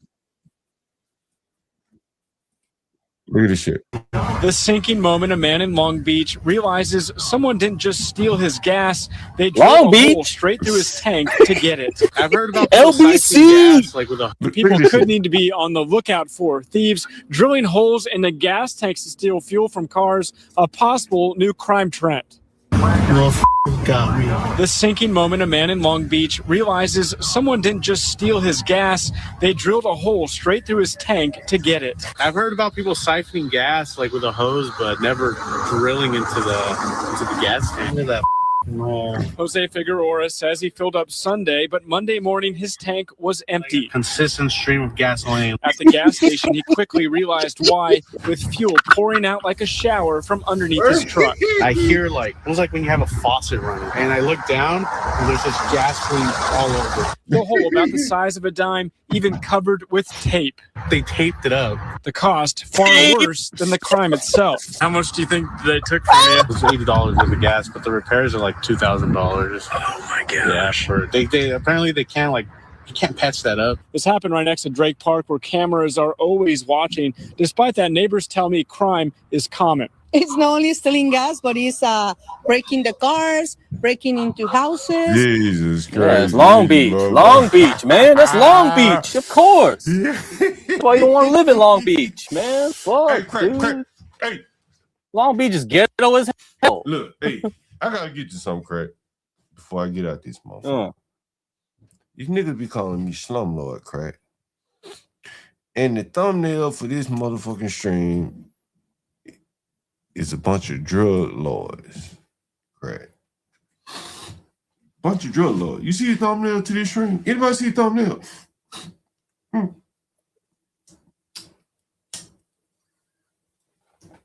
Anybody see the thumbnail to the stream?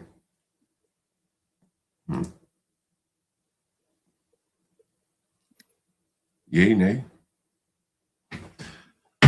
Anyway, crack. I want to show you something. Crack. They call me Slumlord Crack. Why they make movies about drug dealers? You understand that, right? They call me Slumlords. Why they make movies about drug dealers? Right? Correct? That's what happens, right? Correct.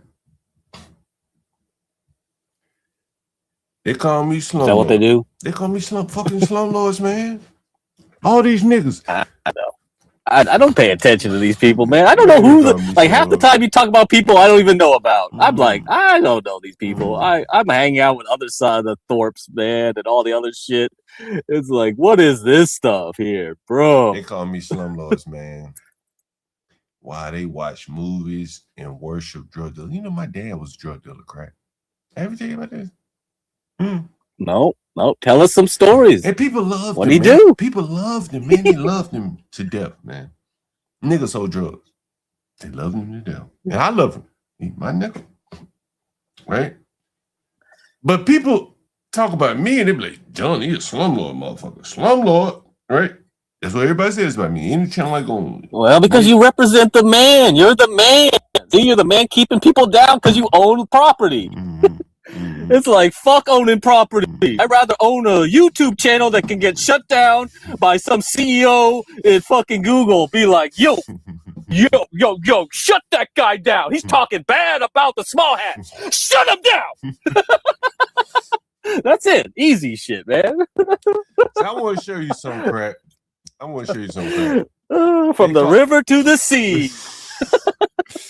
They call From the river to the... Okay.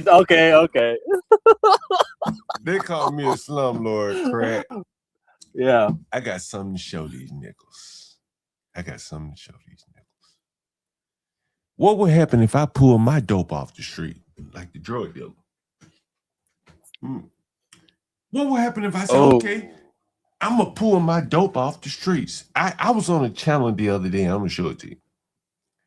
I said, they'll be hooting and screaming. I said, if you fucking niggas call me a slumlord one more, I said one more, let it even purse your Just lips. do it. I said, if it even purse your lips one more time, we're gonna make some content here. I'm gonna call. Yeah, take it all off. I'm gonna call a chemotherapy patient who's already paid me money, and I'm gonna send him all his money back. And I'm gonna let him start over and find him a new place to live. That's what I told them blacks. And at that moment, them blacks said, hey, ease up off that nigga John Galt because he might do it. He crazy enough to do it. He crazy enough to do it, right? Yeah, So you are crazy enough to do it. I Yeah. want to show you some crack. I want to show you some crack. I want to show you some. Listen, if I took my dope off the street crack, I want you to show this nigga. I want look at this nigga right here. Look at this nigga. Look at this nigga. What is this nigga? What's going on? Look at this nigga. Look at this nigga crack.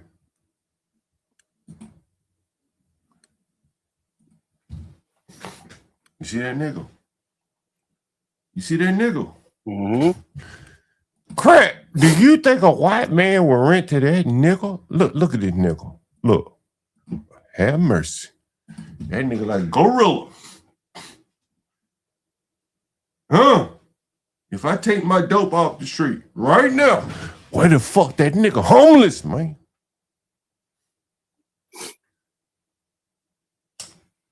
Yeah.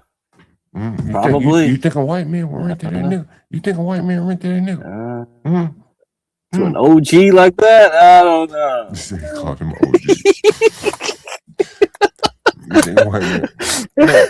Hey, hold on. Okay, hey, look, I'm gonna show you something. I'm gonna show you something, crack. Look, I'm gonna show you something.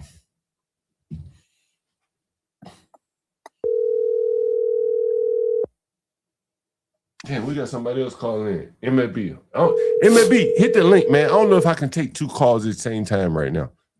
You can hit the link. Oh, really? Yeah. You can't. You have to make a separate link for two callers then. I don't think. And then a third link for three. I don't think I've set up my panel. Your call has been forwarded to voicemail. I don't think I've set up my box for multiple channels yet. You know, I'm still practicing. Shit. Okay. So I had to set up for one, but MLB, you can hit the link. You can definitely hit the link. Look at this shit. Look at this motherfucking like an ape. Look at it. Crack. You think you Man, he's harmless. Man, he's harmless.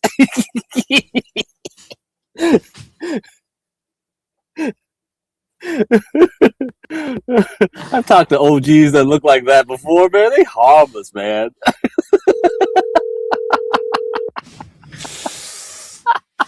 if I take my dope off the street.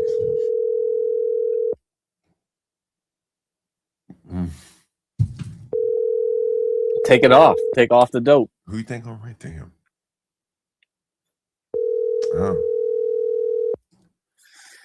Nobody renting that nigga.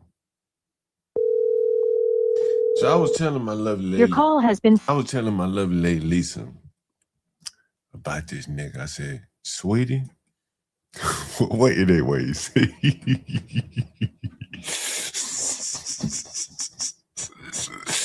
Yo, it ain't wait, bro. And nigga was like, yo, bro, I'm homeless, man. Like, just tell me what room and I just show up there. I can't be picking because I got nothing. I'm down on my luck. I'm down bad. And so this is the nigga. He showed up at the wrong house. He had to catch another Uber. This is all he got to his name. Look at this shit. To his name. You think anybody gonna rent to that nigga? You know what he does? Crack. Crack, you know what he does for a living? He does something for a living. Disability by now. He's on chemo, right? He's on chemo. Oh, look at that. No, He's on chemo. No, this ain't the chemo nigga. This another nigga. What the fuck? This another nigga. Oh. What do you think this nigga did? Like Crack. Hey, I should put a poll up. I want you guys in the chat. Poll up. What do you think this nigga do for a living? Come on, give it to me. Give it to me. Give it to me. What do you think he do for a living?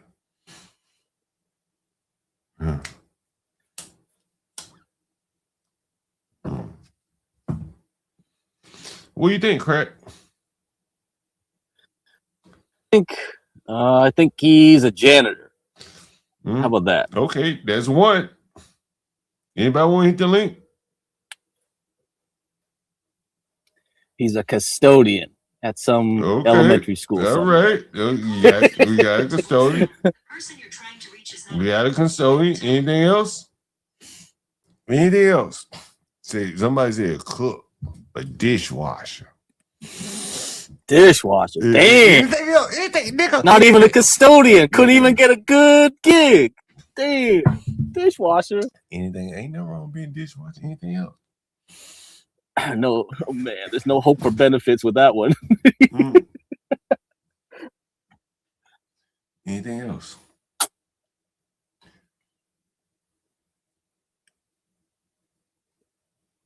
Uber driver? I just told you he called an Uber over here, so he ain't got no car. So no car. Oh, you backstage, my bad. What do you think this fucking nigger does for a living? He's on parole.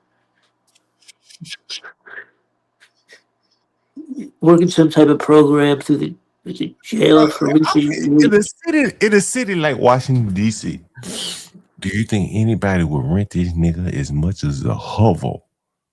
No. Fuck that. It may be you know about Washington, D.C. You think anybody would rent this nigga as much as a hovel in D.C.? Man, no way.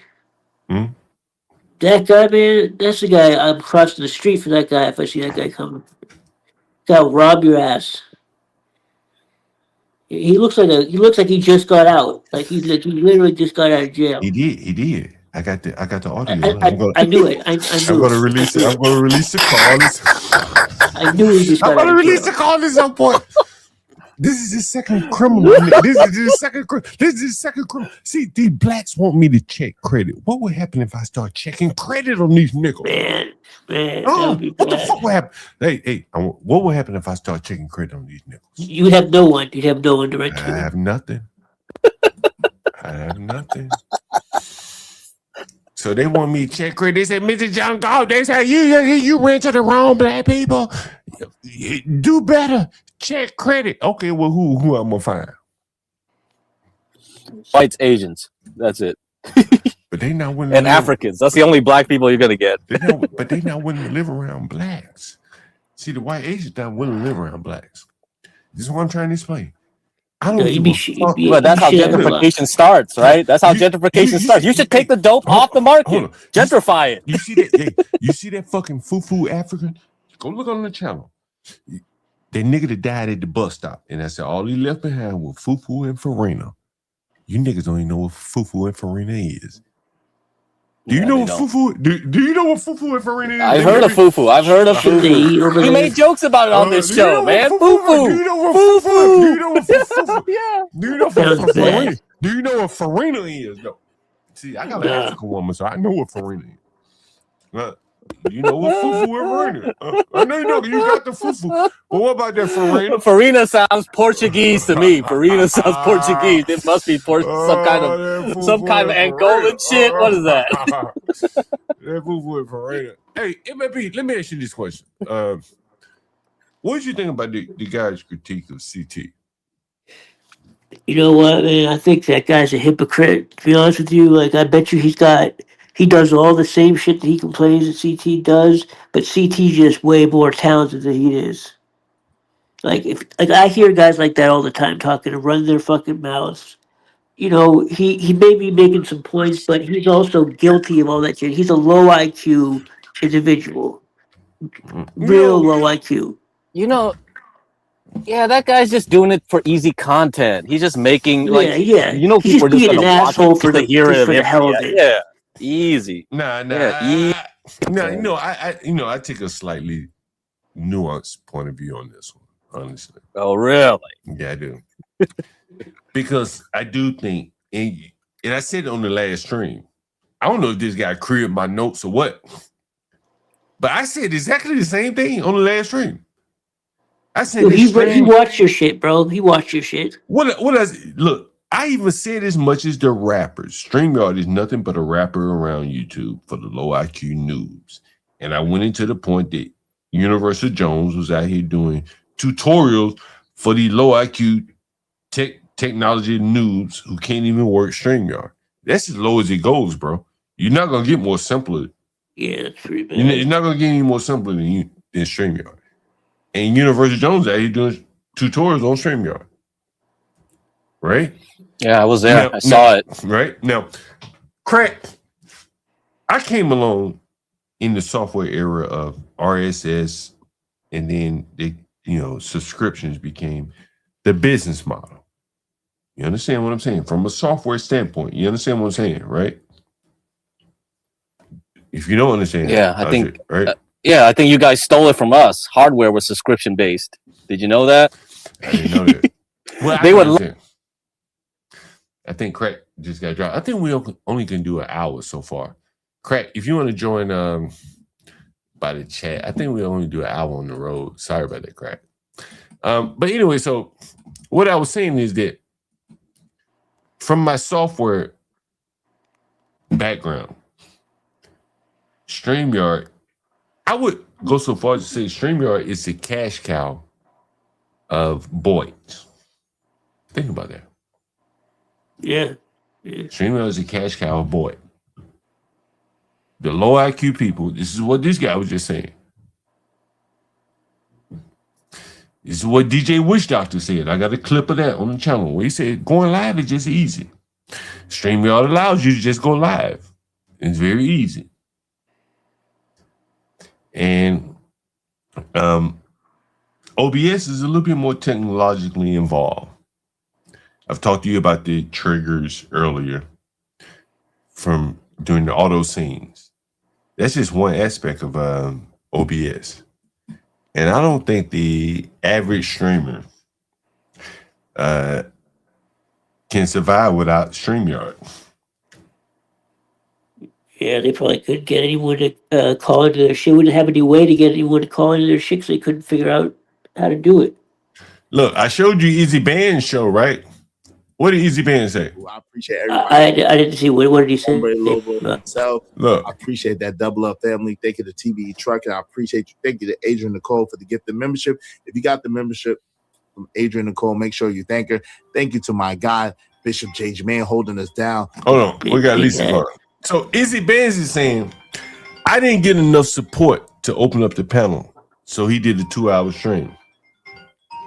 That's what he's saying here. Hold on. Oh, okay. Lovely lady Lisa. Hey, I wanted to ask you something. I said something. Damn, I forget what I was going to say to you. But I said, what was I going to say to Lisa? It was about something. About StreamYard being the. Was it the OBS? But they're not being able to figure out OBS. It may have been the OBS. You remember what I said to you something about like how many of these streamers can't figure out like OBS? Yeah, without StreamYard, they couldn't do a show. Lisa, you there? Yeah, I'm here. Oh, hold on. Let me see. Let me put you on Bluetooth. I don't know. Hey, but you remember what I said? Like a lot of these streamers, like you know how I put a lot of effort into OBS. I've told you about that, right? Yeah. And a lot of these streamers, I've told you that they couldn't do it without OBS, without StreamYard. Remember I told you that? Mm-hmm. And so I'm reviewing a stream of a streamer who's basically saying the same thing, in that a lot of these black streamers use StreamYard because they're too lazy to learn OBS. Well, is that a bad thing? Because it was created to make it easier for using AI. Well, StreamYard doesn't necessarily use AI. StreamYard. No, I'm not saying it uses AI, but StreamYard was designed to make using the features that OBS offers easier to use. No, StreamYard basically is a wrapper around YouTube. Okay. So StreamYard basically allows people who can't go live from OBS a way to go live from StreamYard. Okay. So I think probably my point is still the same. It's a tool that makes it easier for people, correct? Yeah, it makes it very easy for people. Right. And what's wrong with that? Because we do things all the time. And I mentioned AI, and I didn't necessarily, maybe AI was the best example, but I'm just saying, like, we use tools all the time that make things easier. Well, the thing about it is, tools that we use, if we didn't have that tool, we wouldn't be able to do that. well, I think the thing about it is that YouTube StreamYard provides a very simplified wrapper, which prevents people from creating much more professional interfaces. It's a wrapper to YouTube, so there's only so much that it can do in terms of providing features. Okay. Is it limiting to the point where, because you said like not as professional, so does it look bad? Well, is it just not? Yeah, it's very limiting from the standpoint of it's a software answer to where, as I was telling you, like how I've been very involved in the hardware, right? Mm-hmm. A lot of these answers or solutions are in the hardware, not the software. Does that make sense? And so a lot of the non-professional streamers are using software solutions to where they would have to invest money otherwise to solve the problem with hardware. Does that make sense? Mm-hmm. Right? So that's what I'm saying here. Okay. And what's bad about that? Because their talent isn't in setting up the streaming services. Their talent is, I guess, their content. Well, their talent, ultimately, the total package is the content and the look and feel, correct? Right? Mm-hmm. And they're not able to maximize the look and feel because of their inability to go beyond StreamYard. Does that make sense? Mm-hmm. Right? I guess I'm just trying to understand, like, I can't tell you if I've seen a video with StreamYard versus like just using OBS. You can tell. You can definitely tell. To compare, but like some people will make videos with their phone. But and I've seen people like say, "Oh, I just made this with my phone and it looks fine." but you're not gonna be able to make a live stream career doing phone videos. Okay, so you're talking strictly about live streaming. Yeah, live streaming. There has to be some production element to it. I don't really watch live streams. Yeah. Guys, give me 1 minute. I gotta end the stream. This nigga high as a motherfucker, by the way. Let me go fast. I am the nigga, young dog. This high ass nigga. They don't dance no more. It's all about the lean. Back in the day, crack was jumping on the scene. Now they slumped on the sidewalk. Can't talk. Golden era baby, but we still feel the rock. They used to be kings, now they lost in the scheme. Popping them bottles, throwing money, and living dreams.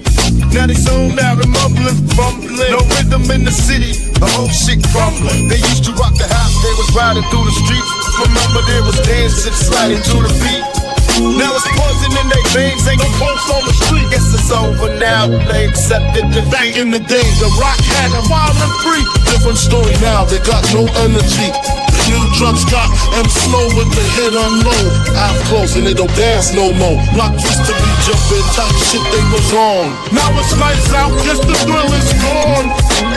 I am the nigga, young dog. I bring it to you rough, rugged, and raw, nigga. They don't dance no more, it's all about the codeine. Back in the day, they was rocking on the scene. Even dancing in the rain. Now they nodding off. Shit just don't hit the same. I am that nigga that got